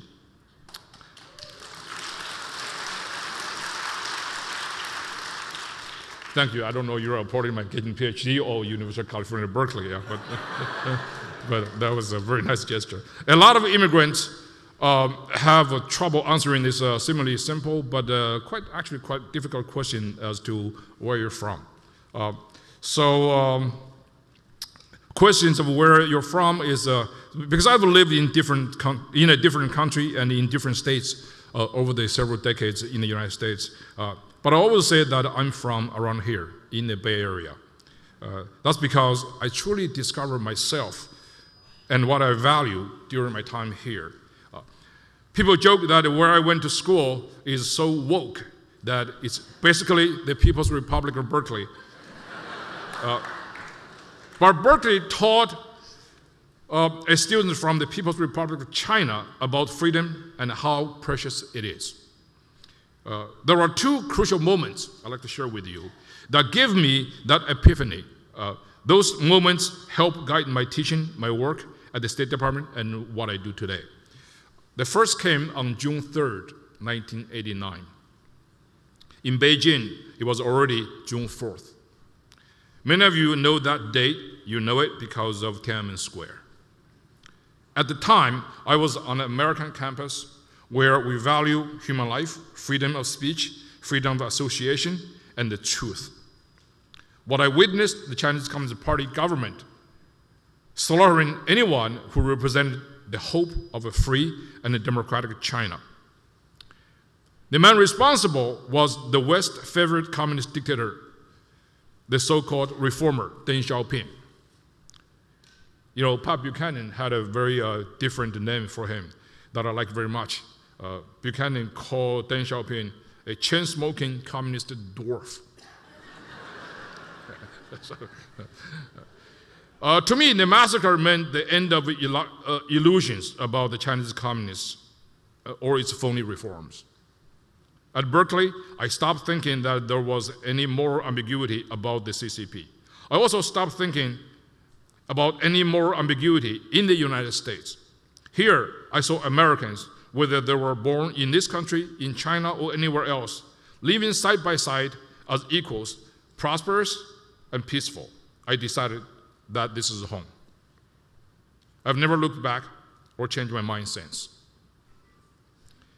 The second moment came a year later on July 20th, 1990. That was the day I flew back from Warsaw, Poland. The Iron Curtain was coming down. The Polish anti-communists had won. The Solidarity Party's Tadeusz Mazowiecki became their first democratically elected prime minister. He had invited activists to go to Warsaw to exchange views and map out the pro-democracy movement's future. I was lucky enough to join and to represent Chinese students from the United States. I had grown up under communism, but I then got to see the first days of what life would be like for people who were living behind it, who were leaving it behind. It was really amazing to witness. But the moment came after the conference. Sitting next to me on the plane back was the retired American professor. He kept lamenting the fall of communism and how much he disliked the United States, his own country. Now, we say he was woke. I can't remember if I was in a window or an aisle seat, but I couldn't get away. So I argued with him. I defended the freedom and the United States and cheered the downfall of communism in Europe.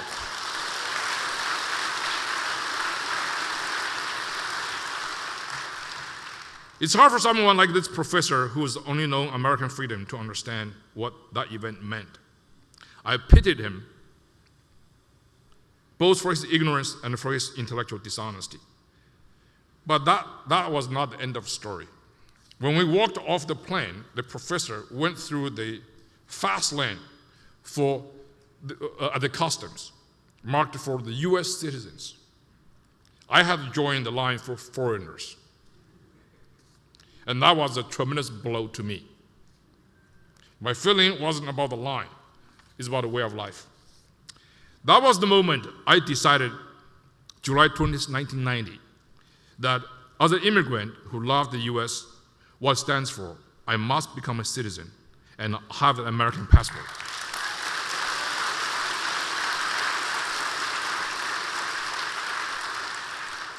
Again, it's not about travel convenience. I wanted to be able to go anywhere in the world and for anyone to know that I am American.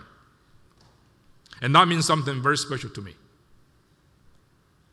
I wanted to devote my energy to this country and make sure that this nation does not fall into the hands of people like that self-loathing professor.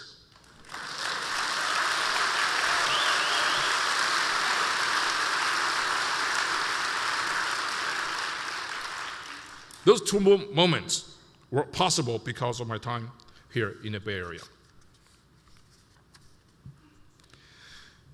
You all care about the relationship between the United States and China. Many of you still have families there. You should know who's responsible for the worsening of that relationship. It wasn't the Trump administration. It wasn't Secretary Pompeo. And it wasn't any of the so-called China hawks, not even me. Hawks and doves come and go in Washington, but the very existence of the free United States is seen as an existential threat by the CCP. We saw this a few months ago in Anchorage, Alaska. Politburo member Yang Jiechi and his subordinate Wang Yi lecture America's current Secretary of State and National Security Advisor. They didn't focus on specific policies. They lambasted and blasted the entire American democratic system as inferior to China's Marxist, Leninist, communist system. That kind of Cold War rhetoric is right out of the debates between Soviet leader Nikita Khrushchev and Richard Nixon in Moscow back in the 1950s. Today, Today's Blame America First crowd says the Trump administration is responsible for worsening relationships. They are ignoring reality. I'll close my remarks with one thought. I recently attended a meeting where a former senior official in the Obama administration said that under the Trump administration, we had a China attitude, not a China policy. That's not true. We had a China policy with an American attitude based on American values.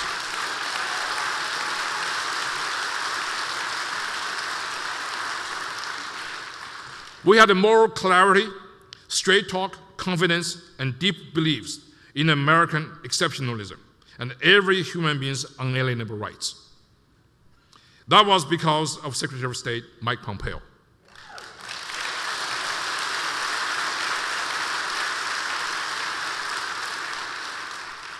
No communist would have gotten away with lecturing him.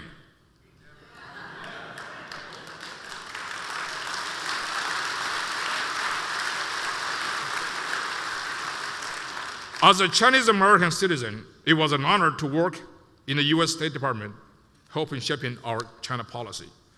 It was an honor to make the case for freedom and democracy, causes that people like Emma Yuan, groups like the Hong Kong Freedom Beacon, and patriots like you all believe in so deeply.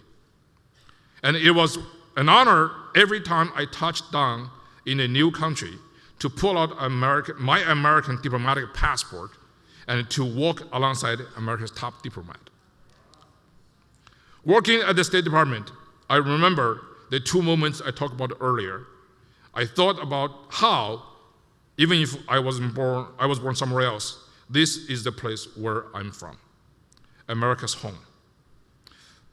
For the honor this country has given me, all I can say is 谢谢. Okay.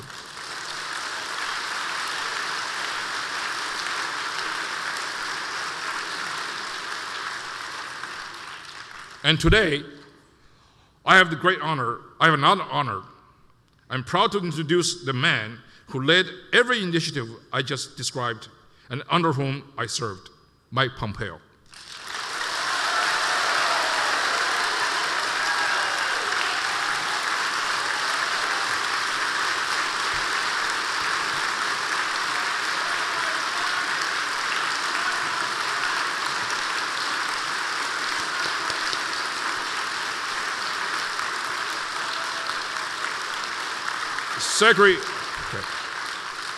Secretary Pompeo graduated first in his class at the West Point.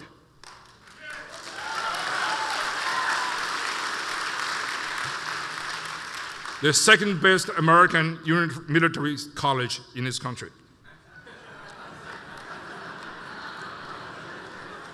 He was a cavalry officer in West Berlin. He's a successful businessman who was elected to Congress 4 times before he becoming the director of the CIA. And he's not done yet.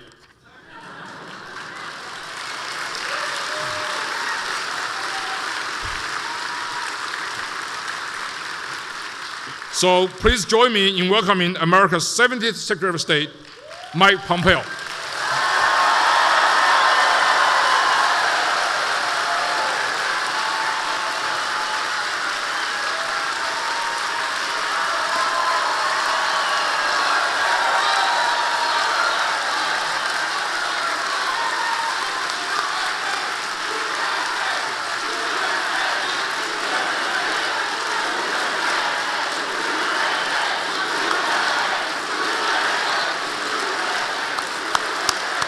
Thank you all.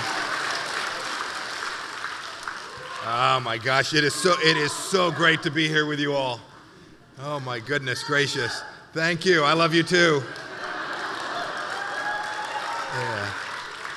When I get that much applause before I speak, it makes me very nervous. Well, it's great to be here in the Bay Area.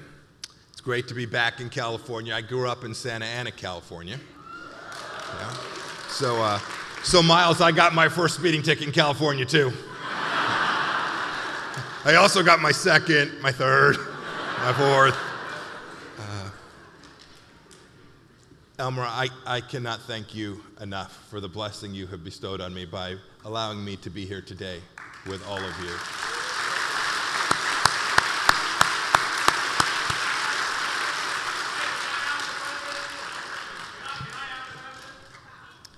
So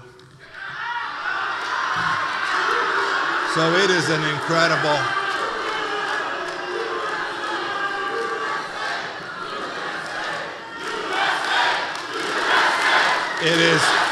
it is great to be here. What's so special about that is that couldn't happen in China.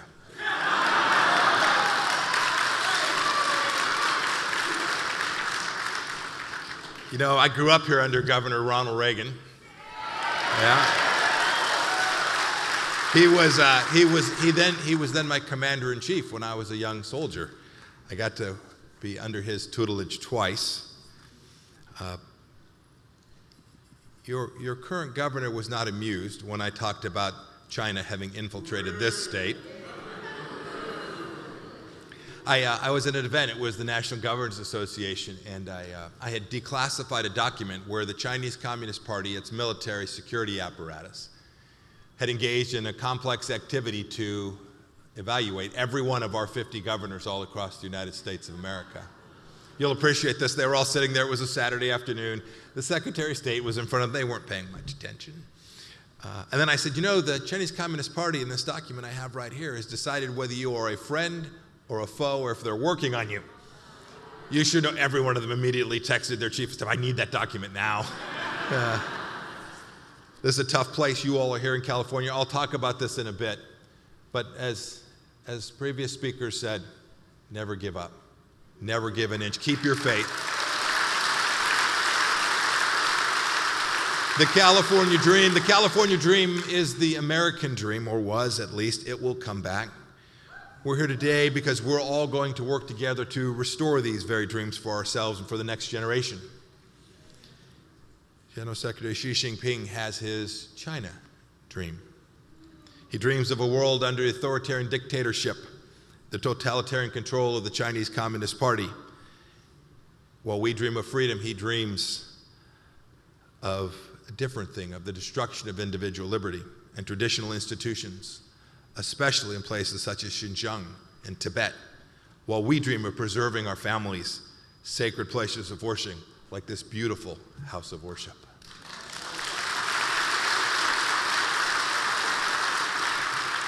He dreams of stealing the fruits of our hard work in the USA, while we dream of rewarding hard work and good effort.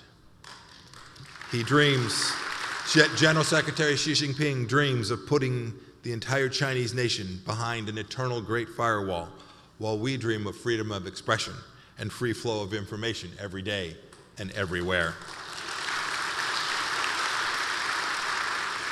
It is especially wonderful for me today to be here with the Bay Area's Asian American community that is so much a part of those American dreams. Whether Asian Americans represent recent immigrants or their great-great-grandparents who came to places here like California more than a century ago, you are some of our nation's greatest patriots. In every industry, in every church, in every community, Asian Americans contribute immeasurably to our nation's way of life. I'll never forget when I spoke about the origins of the coronavirus. And I said that I believed it came from the Wuhan Institute of Virology, and it was suggested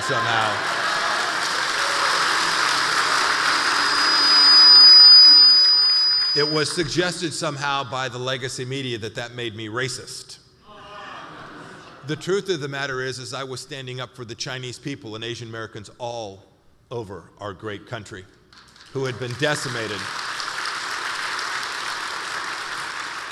The Asian American community's understood something a long time. Frankly, as Elmer said, as Miles said, I think sometimes you all get it more than those of us who have lived here all our lives.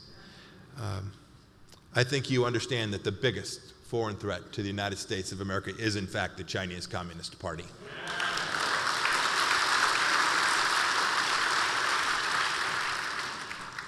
There are over 1 billion Chinese people who get it as well. they understand that they are living under a regime that will continue to deny them freedom and the basic human rights to which each one of us is entitled because our Creator provided them to us. You know, I spent 2 years traveling the world talking about the challenge that the Chinese Communist Party presented to every freedom-loving human being around the world. We woke America up to this. You should know this is at least 20, maybe as much as 50 years of US policy that we had to upend, and that there were people at the State Department who didn't frankly think very much about this project. They'd held and they'd clung to this view that if we just traded a bit more and engaged a bit more, that somehow the Chinese Communist Party would change its stripes. Nothing could be further from the truth. Nothing. I hope we can all have, as a result of this, a candid conversation about how we got here, because I think that's important and where America needs to go to live up to our American dream and to destroy the dream of Xi Jinping.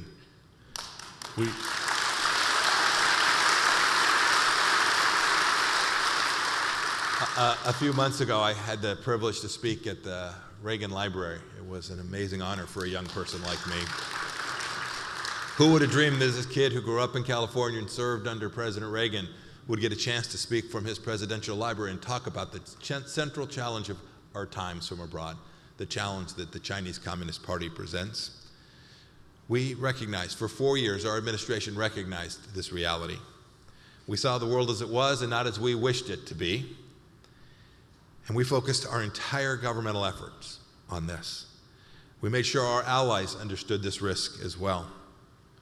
We did so because we know that America is the greatest nation in the history of civilization, and we want it to remain so.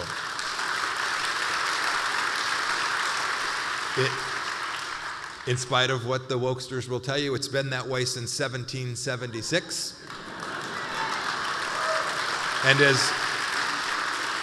And as so many of you know, we'd be an awful lot better off if Americans would spend more time in the Bible and less in the 1619 Project. So it's worth defending. America's worth defending, and we're going to do it. You all are here this afternoon. We're going to get after it. It's why every single piece of legislation we put forward, we had done the hard work, and we were able to pass this with votes from both the Democrats and the Republicans on Capitol Hill. I think Americans of all political stripes now understand the threat. President Trump, of course, signed every one of those bills without hesitation, and then we built our military in a way that made clear that we were going to support, thank you, that we were going to support our soldiers. And when Beijing confronted us and lied about human rights and said that America was in decline, I can assure you, I didn't sit back and take it.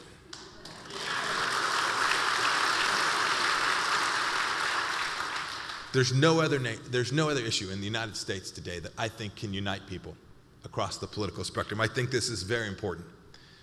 The reason that many of you and your parents, or people like my Italian grandparents, came to America is they wanted to leave behind tyranny. This is something every American can understand. Our vigilance today about China is never about the Chinese people. My goodness, look at my senior advisor, right? An amazing man born in China who came to understand the tyranny and oppression of the party that now dominates that country. That the party cares strictly about the enslavement of its own people with its Marxist-Leninist totalitarian rule. This is totally alien to historical Chinese culture. In fact, the Chinese Communist Party is not only the greatest foreign threat to America, it is the greatest threat to the 1.4 billion people still living on the mainland there. A little story. There's a city from about 30 miles called Burlingame. How many of you have been there? It's in San Mateo County. There's a town, it's a little bit smaller, called Burlingame in Kansas, right near my hometown of Wichita in Kansas. It's in Osage County. Osage and San Mateo are very different places. Both Burlingames are named after one of America's finest diplomats and one of the Chinese people's greatest American friends. His name is Anson Burlingame. In China, he was known as Puan Chen. Anson Burlingame was a founding member of my party, the Republican Party, the party of Lincoln in the 1850s. He was President Lincoln's ambassador to China during our Civil War and the Chinese Taiping Rebellion, serving there between 1861 and 1867. Tough years here in America, tough years in China as well. During his tenure, he developed a deep friendship for the Chinese people. He represented the United States with a profound respect and fairness for justice, for transparency. Few other nations treated China that way, but Burlingame worked to block European nations, their imperialistic demands on China, and the bonds he felt with the Chinese people were reciprocated. They appointed him, this is amazing, to head the first ever Chinese delegation in treaty negotiations with foreign nations, hoping to reach a fair set of bilateral agreements with the West. He took the court up on that offer, and in 1868 he led the Chinese delegation to Washington, D.C. He successfully negotiated with the Johnson administration what became known as the Burlingame Treaty between the United States and China. It was the first treaty based on full equality between the people of China and a Western nation after the Opium War. It's a special story. It's a really special story. Mark Twain wrote an obituary for Burlingame in which the greatest of all American writers said the following, quote, "In real greatness, ability, grandeur of character, and achievement, Anson Burlingame stood head and shoulders above all the Americans of today, save for one or two. He was a good man. Indeed, he was a great man, and all the world a servant." We should be proud of the historic relationship between the American people and the Chinese people. Look, we've had our days here. The truth is, we've had passed bigoted laws. In 1862, the Chinese Exclusion Act was offensive, thought so by many Americans.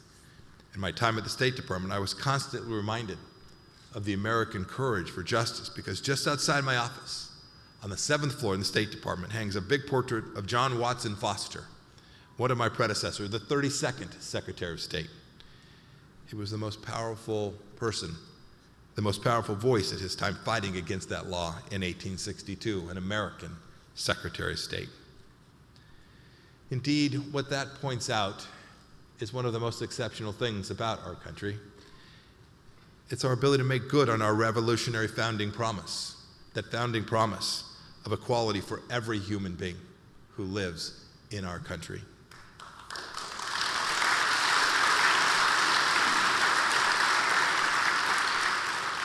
And today, you know, there's a cause that has made it so. Chinese students study at our universities more than any other nation in the world. Nearly 40%, indeed, of all of our international students from nearly 200 countries around the world hail from China. The Chinese people love America, and they choose the U.S. as the top place to send their children for education.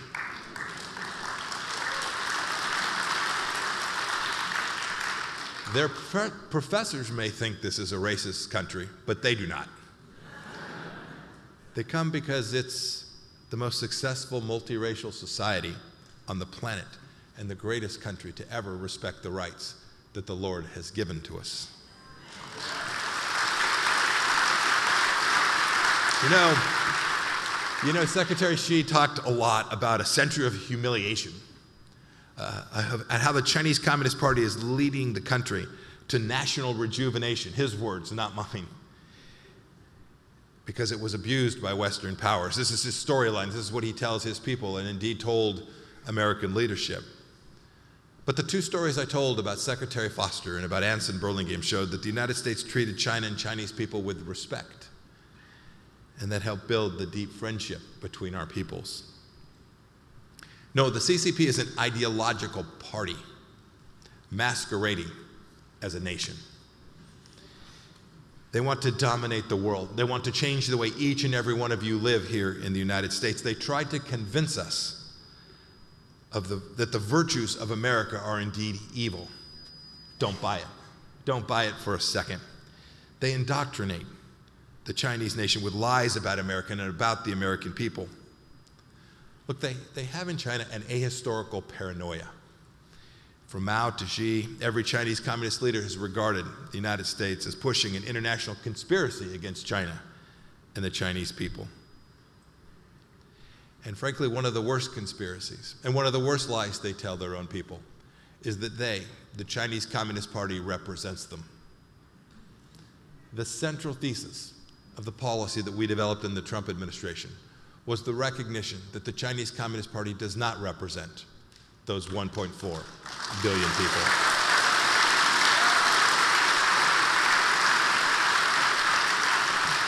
And here's my challenge today. Here's my challenge to General Secretary Xi, if he's listening. I'm sure he's not, but I'm sure everybody else in the entire military apparatus who sanctioned me and my wife and my son. I'm sure they're all listening. It reminds me, I was sanctioned at noon on January 20th, about 12:01 Eastern time to be precise.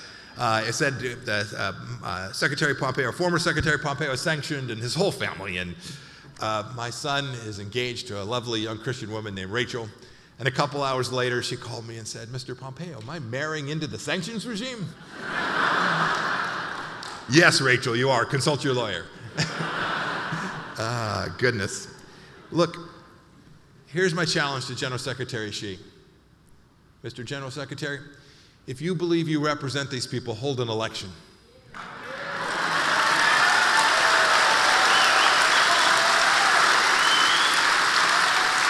Hold an election. Hold an election. Hold an election in Hong Kong that is free and fair. Hold an election. Hold an election in Tibet that is fair. Hold an election. Hold an election. Let the 2 million Uyghur Muslims out of internment camps and hold an election. Hold an election in Chongqing. Hold an election in Wuhan. Hold an election all across your country. I know who will campaign against you. It will be the Chinese people.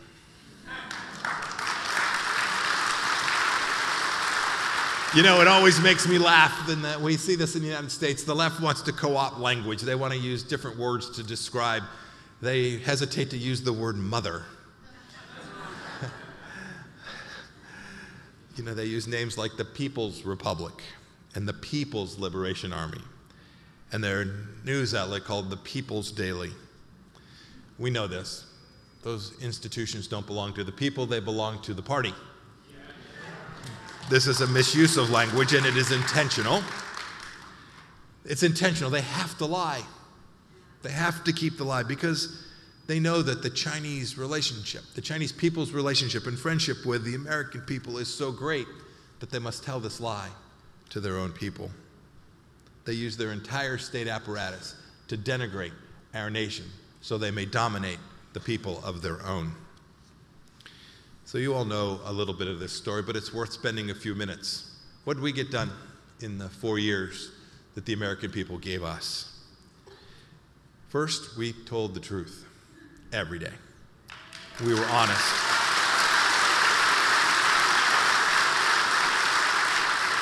We told the truth that it was an illegitimate regime, a communist party, and what Xi Jinping is not, a democratically elected president.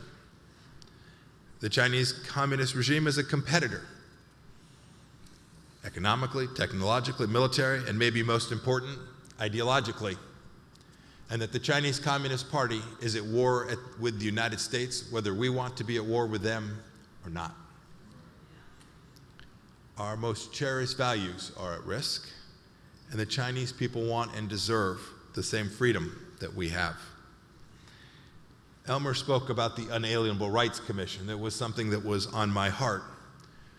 We, even in our State Department, had walked away from the central understandings of what was spoken about here earlier by the pastor and others, about our rights having been provided to us by our Creator.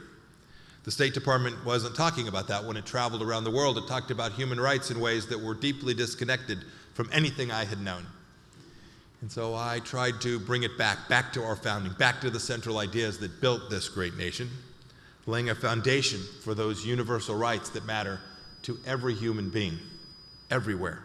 I wanted that to be the guidepost for my diplomats all around the world. And so we were able then to reverse a decades-long process of engagement with the Chinese Communist Party at all costs.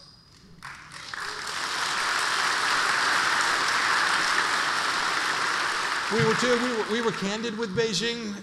We demanded reciprocity and transparency. If you're going to have your diplomats spy in our country, we're going to close your embassy in Houston. Right, that consulate in Houston was stealing secrets from all across the state of Texas and up into Kansas and destroying the capacity for Americans to continue to benefit from the fruits of their labors and putting Americans at risk. I also had the incredible privilege to consistently, and everywhere I went, meet with Chinese dissidents, brave men and women. Some of you are here today who survived Tiananmen. I met with men and women who survived Beijing's attacks on the Falun Gong and who escaped Tibet. We spoke up for persecuted churches all across China, Christians, people of every faith trying simply to live out their life. And when senior Chinese Communist Party officials violated their obligations to a UN treaty and destroyed Hong Kong's freedom, we sanctioned them.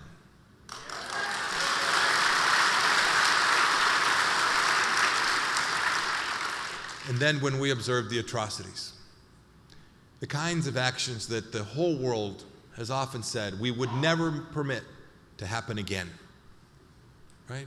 Never again. When we saw this taking place in China, we declared that act genocide. Under my direction, we championed the great triumph of freedom and democracy in Taiwan. I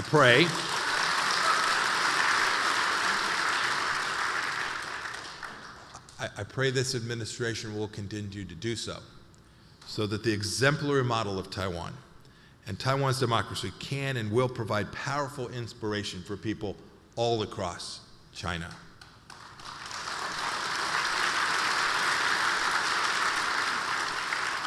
Because of what President Trump allowed me and my team to do, America has finally begun to treat the Chinese Communist Party truly as a threat to the United States of America. I mentioned Hong Kong a little bit ago. It holds a special place in my heart. I have so many friends from Hong Kong. These are amazing individuals just like Elmer, who love freedom and love America and love Hong Kong. The people of Hong Kong had a promise, and the Chinese Communist Party does what it does to every promise. It breaks it. It walks away from it. They were denied the human rights, the independent judiciary, the freedom of the press, the rule of law that the Chinese Communist Party had committed to those freedom-loving people in Hong Kong. Like so many of you, I was outraged by this betrayal by the Chinese Communist Party. The massive pro-democracy protests, the brutal crackdown, and the CCP's so-called national security law took place during my time at the State Department. There were those who wanted to simply ignore it, not speak to it. But you and I both know that appeasement is not going to work with the Chinese Communist Party. We must push back.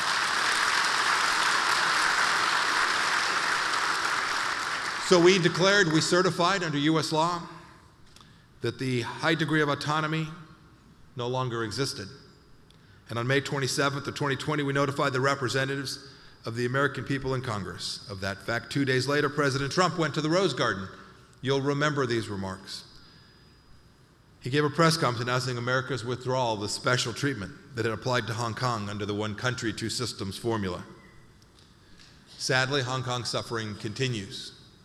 It appears now destined to be just another communist city. I can't tell you how much this saddens me and my family. When the CCP knocked down and smashed Hong Kong's freedom, it also shattered any illusions about the Chinese Communist Party. Any illusions anyone might have about the regime or its trustworthiness. I think the whole world could see that. And to those of you who are here today who are from Hong Kong, who still have family and friends in that city, know that the world is still watching. We're inspired by Jimmy Lai, by Elmer Yun.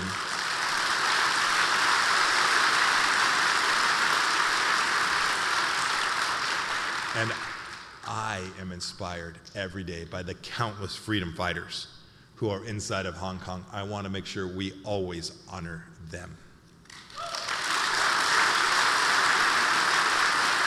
Know this, the fight will be long, but these are the individuals, these freedom fighters in Hong Kong. They are the future of Hong Kong, not communism.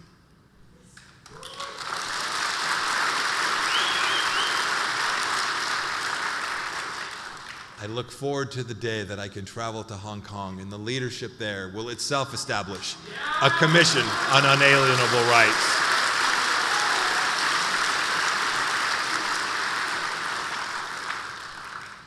You know, standing up to the CCP is in the finest traditions of the United States of America. We are indeed indispensable. Whenever I traveled the world, you all provided me this beautiful white over blue airplane. Thank you. It was really nice. I'm now back in the middle seat on Delta, and that's good too. But the work that we did, I pray, honored America. I pray that it honored the freedom-loving people all across the world, indeed those people inside of China who are so long suffering as well. Our story here is not about racism. It's about redemption. Our story in America is about freedom. It's about a promissory note written to every human being because we are all made in the image of the Lord, of God. That is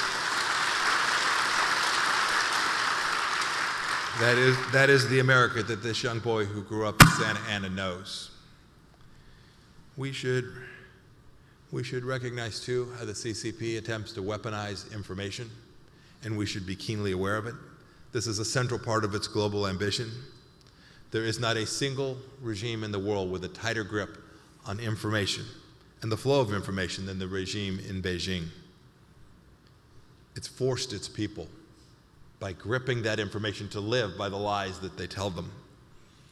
Omar spoke about the things that he hadn't seen and he hadn't known because he hadn't had the opportunity to see them.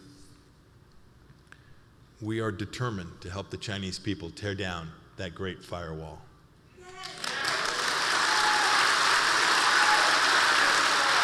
I mention this here today because all around us, here in Silicon Valley, there are a group of people that could help us with that cause. When you see them in the grocery store, tell them. When you see them at the soccer game, tell them. And if we can get them to come to church, tell them there too.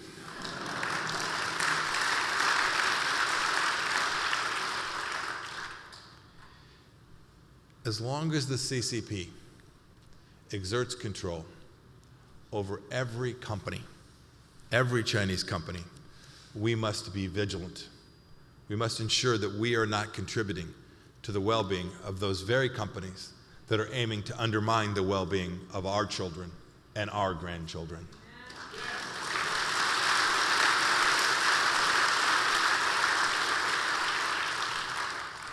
So you all know this, they've been stealing our stuff for too long. We need to stop that.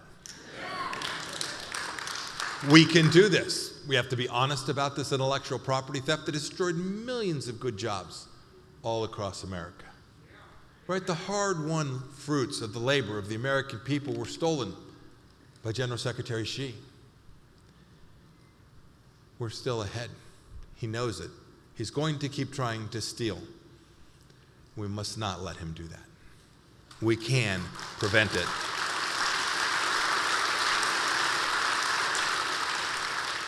I'll close with this thought. We know this much.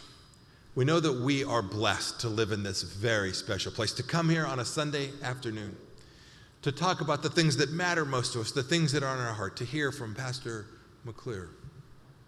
Behind the sign you see that says Stand for Freedom, there's another set of words that I saw as I walked up where it says, Good News. Good news.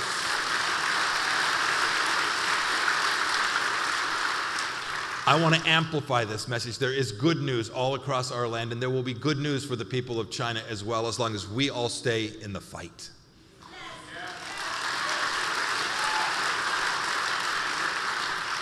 You should know those of us in the fight get beat up from time to time. I'm sure some of you have suffered this as well. But fear not. Fear not, because the Lord is with us.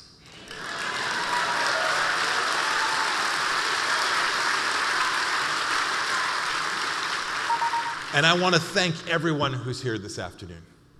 From the Pompeos, from myself, my wife Susan, and my son Nick. When I come and see a room full of freedom-loving people like you, and people who understand faith in the way that you do, then the nicks, the cuts, the beatings, the difficulties that come with leading this fight, I am encouraged. I'm made more optimistic, and I know that my duty continues. Thank you all so much. Thank you all so much. May God bless each and every one of you, and God bless the greatest nation in history. Thank you.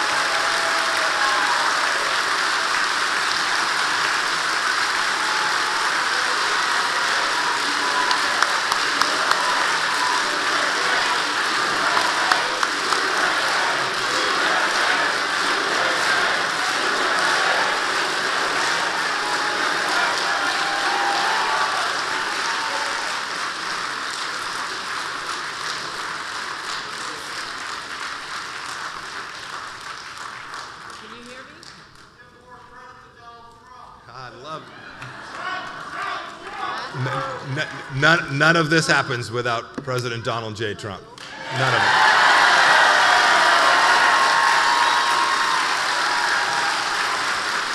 Okay, we have a chance to ask Secretary Pompeo some questions.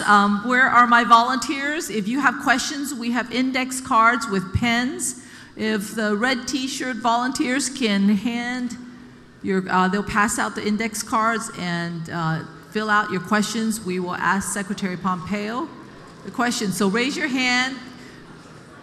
Please print, because we can't read cursive writing that's scribbled. Okay.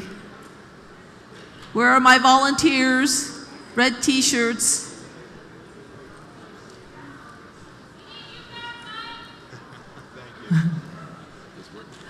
Oh, actually, you need to stand here. So, and also, just raise it a little bit. Okay, I don't see a lot of red t-shirts running around. Okay, well, let me start with some questions. So, Secretary Pompeo, what can we as ordinary citizens do to combat the liberal forces in the Bay Area? Yeah. So this is really straightforward. You all are doing it this afternoon, right? Communities come together to defeat bad ideas. I'll give you the good news. I've seen other liberal communities around the world. This Bay Area is no exception. There's a lot of energy. People who never thought about running for school board are saying, take me. People who never thought about running for city council are saying, take me. We're recruiting. San Mateo County's recruiting right now. My three things that everybody can do are work hard, build a community, and continue to pray and keep the faith. That's wonderful. That's wonderful. And I just need to add that many Asians are reluctant to run for office. Yeah. Can you encourage them? Yes, get out there, get after it. Let's go. It's time. America needs you. The Bay Area needs you. Burlingame needs you. Yes, yes, thank you. And we're here to help, San Mateo County Republican Party. Second question, do you think China will attack Taiwan under Biden? Yeah. So this is, so the question is, will the Chinese Communist Party make the decision to attack Taiwan militarily? And it's unknowable in some sense, but there are things that we know for sure. There is no higher priority for Xi Jinping than to bring Taiwan under his tyrannical control. No higher priority. It's the first thing I heard on their list for 4 years in every interaction I had with any of my Chinese Communist Party counterparts. Second, they might well attack militarily if they believed they needed to. But I think Xi Jinping believes that he can use coercion, perhaps some military coercion, but economic power, infiltration, espionage, and he can strip away friends and partners from Taiwan and leave Taiwan isolated in a way that the Taiwanese people will be in a very difficult place, and thereby exert coercion and control. That's how he's operated in many countries around the world, to exert his influence. Those are the things the United States is quintessentially perfectly set up to push back against. We have the capacity to support the democrat, freedom-loving people of Taiwan, and we should use every American tool, our economic tools, our diplomatic tools, our ability to convene countries like Australia and South Korea and Japan and others in Southeast Asia to unite and make clear that the costs of coercing or taking over Taiwan are simply too great. That's reassuring. On a very side subject, can you give us your thoughts on Afghanistan and what happened? And what you would have done to change it? So, yes, I can give you my thoughts. Let me start with first thing first with respect to Afghanistan. Do we have any Afghanistan veterans in the room today? Well, let me tell you, if they are here, or you have friends or family members who served there, tell them that Mike Pompeo and the American people know that their service was noble and important.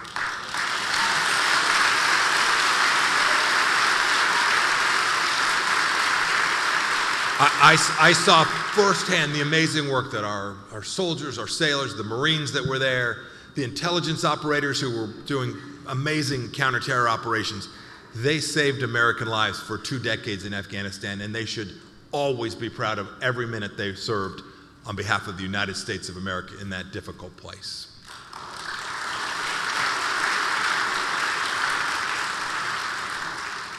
The world watched America walk off the stage and leave a debacle in Afghanistan, and it did not have to be that way. We, for 4 years, worked to achieve President Trump's mission. You don't have to guess what his objective was. He tweeted about it, right? He wanted to get our young boys and girls home. He gave me, as his Secretary of State, the mission to achieve just that. And we made progress. We got from a little over 15,000 of our young men and women there, where they were frequently the case that our young men and women were brought back home. And we had to attend ceremonies at Dover Air Force Base with their families. He wanted less of that, and we got it. We went down to 8,600 and then to a bit over 4,000, then ultimately to about 2,800 when our time on January 20th expired. We knew that we had to get the conditions right to protect the American interests that those soldiers and sailors and airmen and Marines had fought for all of those years. And while we had made progress, we weren't all the way there. President Biden took over on the afternoon of the 20th of January and made the fateful decision to declare September 11th as the date that America will leave. It was a deeply political decision. It was a decision that his military had told him made no sense and put Americans at risk and American interests at risk. And it was a decision that ultimately led to the collapse of the Afghan government and, sadly, leaving Americans behind enemy lines and 13 Americans who perished in the departure through Kabul.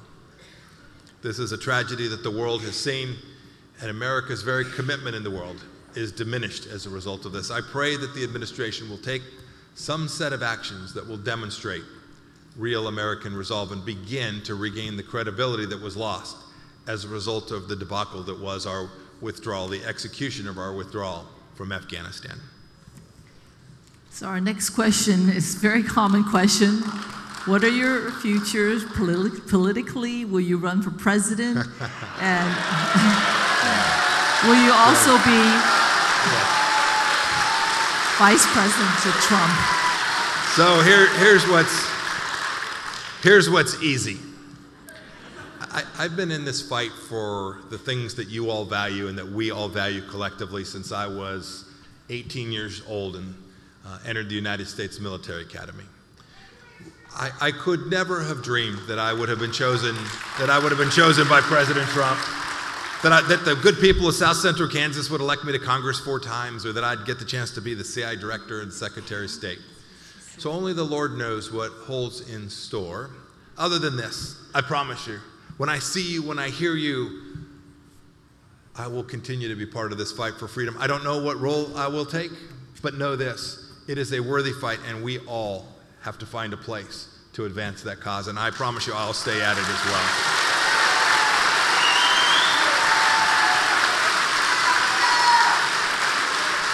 So this may be an easier question because you've done this before. How can we stop the flow of immigrants in the southern border? Yeah. So the question is, how do we stop the flow of illegal immigrants across the southern border? You know, the first rule of things is you have to want the thing. So we need to elect people who want to stop the flow across our southern border. This administration has clearly demonstrated that the furthest left elements of their party, who truly do want completely open border, have prevailed. As for the execution of that, it took the Trump administration a couple of years to get it right. Remember, early on in the administration, we had executive orders thrown out by courts right here in California. The Ninth Circuit just kept rejecting President Trump's plans. But by the middle of 19, we had a policy in place that had turned off the magnet, and we had largely managed to decrease the number of illegal immigrants that were coming into our country. We had 3 pieces. One, anybody remember the very first or second tweet? Build the wall, right? But if it was the second, it was also the 9th and the 19th and the 29th. We were determined to do that because it made sense to secure our border, to have a wall. But second, you have to turn off the magnet. You have to make the costs of coming here not worth the benefit. And so we did that when people claimed asylum in the United States. We permitted them to file their claim, but we told them they were going to remain in Mexico while that was evaluated. And then this administration came in and ripped it up. And one last thing I have to say, as I'm here in California, thanks for sending your Attorney General to Washington. I mean, my goodness, she's in charge of this, I understand. And we can't seem to get her to go down there and actually take it seriously. So this is about we have to make sure that we elect leaders that are serious about protecting American sovereignty and our way of life. So how much influence does China have on President Biden? I'm sorry. Oh, how much influence does the Chinese Communist Party have on President Biden? And what is your assessment of their policy? I always try to focus on the things that I know for sure. Here's what I know for sure. When the Chinese Communist Party has acted in ways that are deeply hurtful to our freedom here in America, this administration has not responded. We know very much that the people of Taiwan are worried that we won't do the right thing for those freedom-loving people. I come from a place that is so focused on delivering on a set of policies, and I watch President Biden, who is clearly demonstrated the absence of resolve to protect those things that we care about the most. That's the thing that I'd ask every one of you to focus on. We must demand that they take the actions that will protect our freedom and our country and provide freedom for people all around the world as well. We're getting close to some last question. What are some ways we can combat corrupt university systems that indoctrinate for the left agenda and suppress anyone? This is a great question. This is a central question.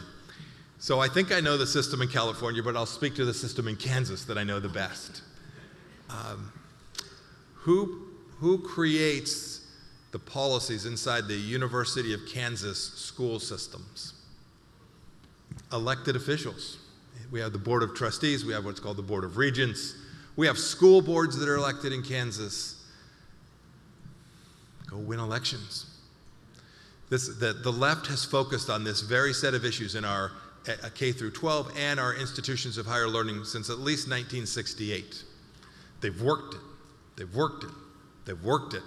And we sat back and said, we're just gonna let them work it. We have to go retake this. The good news is I'm seeing this happen all across the country. I can see parents, I was going to use a bad word, I'm in a church. Parents are deeply unhappy.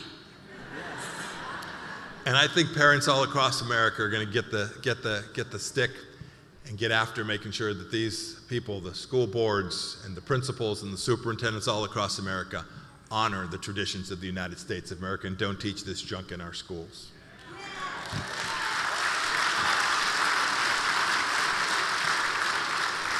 What is the process of holding the FBI accountable? Do they take lie detector tests? So here's what I'd say. There may well be FBI officials here today, people who are, no, I mean this.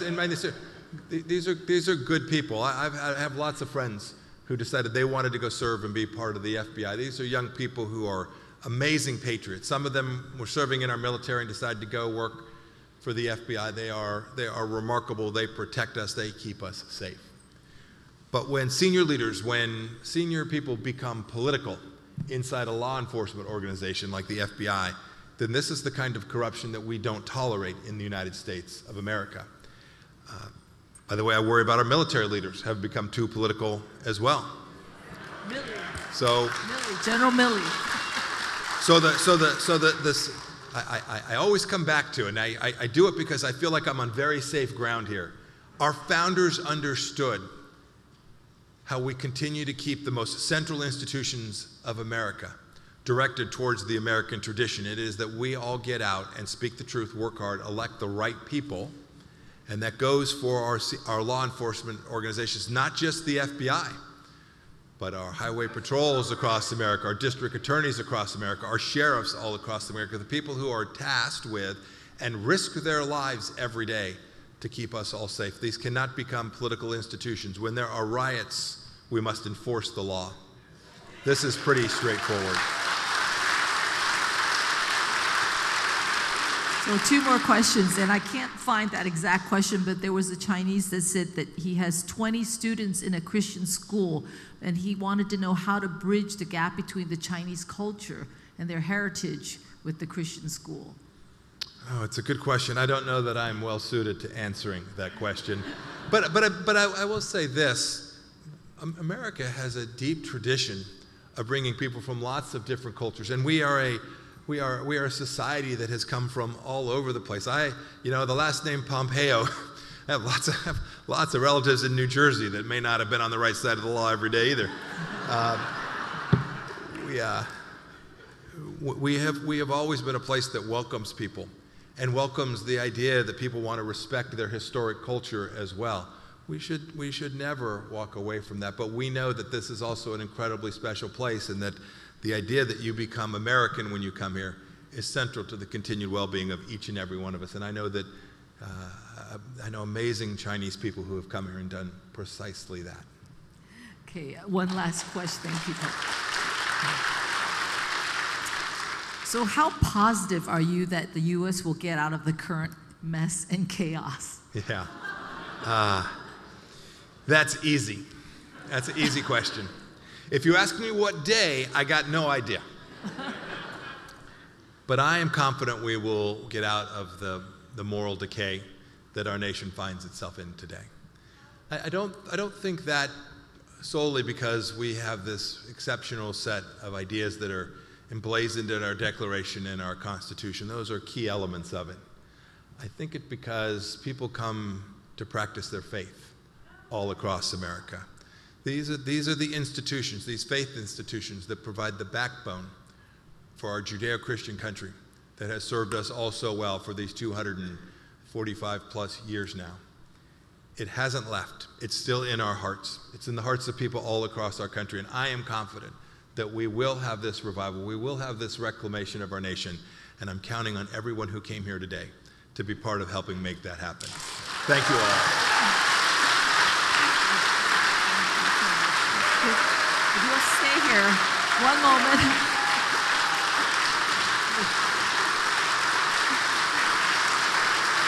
So, will the volunteers that I recruited with red t-shirts come on stage, please? Our red t-shirts. Elmer's going to give us a close. Everybody with red t-shirts, our San Mateo County GOP volunteers, please come up. Elmer, will you close? We just need a quick photo. That's how I recruited them. Can we have a picture with Secretary Pompeo? You can close and we'll take a picture. Come on, come on. I want to thank everybody who comes here. Secretary Pompeo remind me of my hero, Army General MacArthur. And they have very similar background, the brightest in West Point, and also General MacArthur changed Japan from a tyranny, from almost a savage country to a modern democracy. And I hope Secretary Pompeo will do the same. But one thing before we part, I want to remind you when General MacArthur left the Philippines, he said, I will return. And we Hong Kong people will return. Thank you. Thank you.